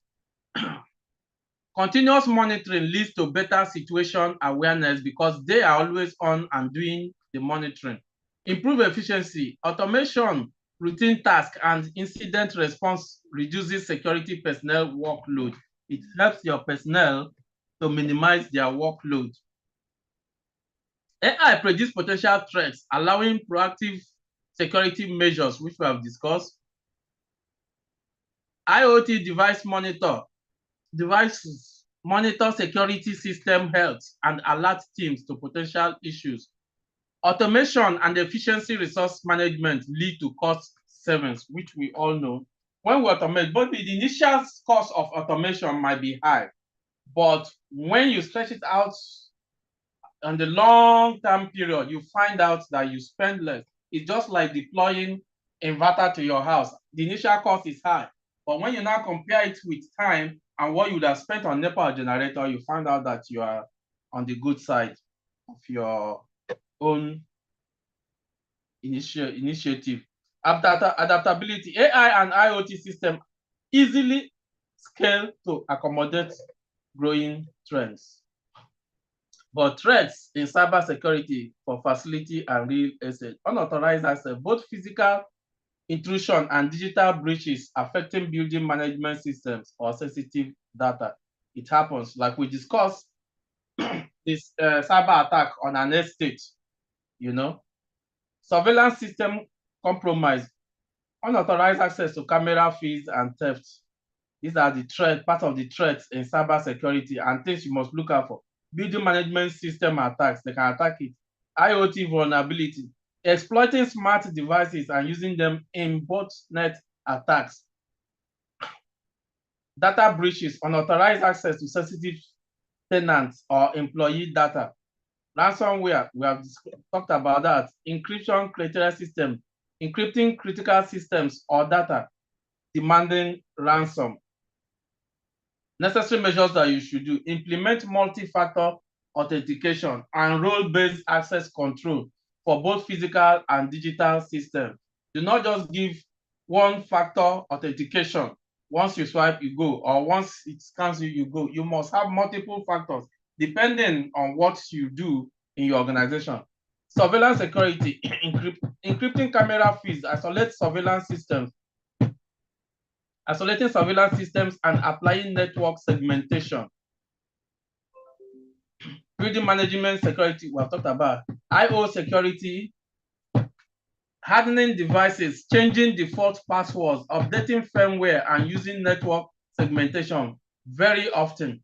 It's not good to use a particular password for long or to leave a particular attach a particular password to a single person for long. It's better you float, change the passwords or change the personalities handling them. Data protection, encryption sensitive data implementation. Encrypting sensitive data, implementing robust backup and recovery plans that will help you in case your organization is down, you will be able to, continue with the backup one. Employee training and awareness, normal. Ransomware protection, we have talked about that. Integrating technology into security protocol.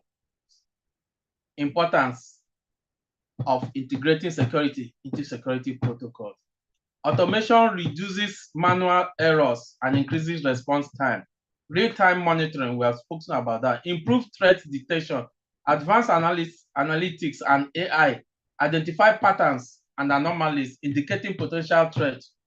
Scalability and flexibility, we have talked that can scale it up or no, and it's cost efficient. Training and continuous improvement. The importance of training cannot be overemphasized. That is what we are doing here today. And that's what you should also encourage and do to others, both those under you and above. It's proactive identification and prompt response to threats. That's one of the enhanced threats, threat detection and response. Learn from training and awareness. It ensures personnel are aware of current threats and best practices, and helps meet regulatory requirements and avoids legal penalties. Once you know what to do, you will know when to do it. And once you know what to do and do it when you're supposed to do it, you will avoid legal penalties and issues, both from government and from your manpower resources. Align security measures with industry standards. Employee safety and confidence, we spoke about it. Once I'm safe in your environment, I'll be confident to live my life in your hand. I'll be confident to be in that environment. I'll be confident to serve you. I will be confident to be productive. It creates a safer work environment, empowers employees with knowledge and confidence. Cost effectiveness, we have said it. It reduces security incidents and associated costs. It's automatic thing. If security incidents and health incidents are reduced, you have more wealthy and manpower and presence of manpower to be productive in your place. It ensures efficient use of security resources. Awareness program for all employees. Program objective: educate employees on importance. Regular workshops, seminars, that's this communication. Distribute newsletters. This is how to, inform people of security and health issues in the environment. You distribute newsletters, place information posters around, and place markers where need be. Indicate fire exits and emergency exits. Conduct phishing simulation and interactive quiz. Resource access. Provide resources on the intranet and a help desk for security-related queries. People should be able to know where to go to, who to contact when there are issues. Monitor and track participation and evaluate program effectiveness. Kind of programs you can deploy. Cyber security training for security personnel. You can give them that. General security awareness for employees generally. Auditing security systems. The importance: it identifies vulnerability and prevent breaches. Compliance and regulatory, we have gone through all this. Operational efficiency, it optimizes resources and improves process. Steps for auditing, then define the scope, determine what will be reviewed and set clear audit goals. Review documentation and conduct interviews. Perform technical and physical security assessment. Ensure adherence to laws and the industry standards. Identify gaps and assess associated risks.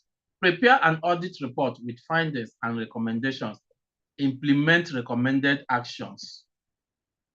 Performance metrics for security personnel. Incident response.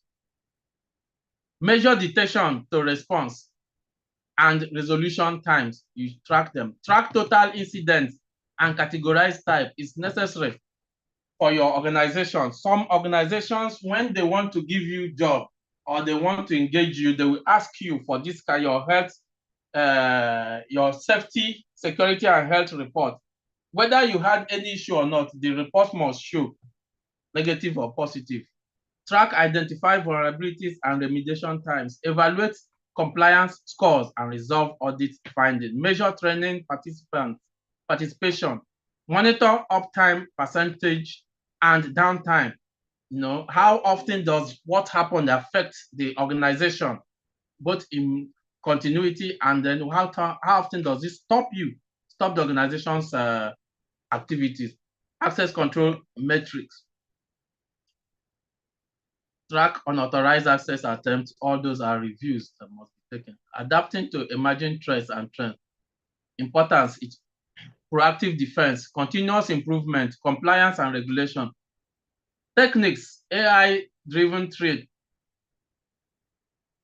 detection. Financial institutions using AI, we have said, phishing, tech companies running phishing simulations, zero trust security model. Strategies: continuous monitoring and threat intelligence. Implement real-time monitoring and threat intelligence feeds. Conduct employee training session and phishing simulation. Use AI, ML, and zero trust architecture. Perform vulnerability assets and assessments and penetration testing. We have talked about that, where organizations help you to perform that and test your vulnerability if they can get through or not. Develop and update incident response plans. Summary: the security service management course comprehensively covers the various aspects of management security service within facility management. ladies and gentlemen, I've given you 1 extra hour of my time free. Thank you. That's the end of the class. Oh, thank you very much, sir. Thank you very, very much. Anybody has Thank you any very much, question? sir. Even though I've done more than, but anybody has any question?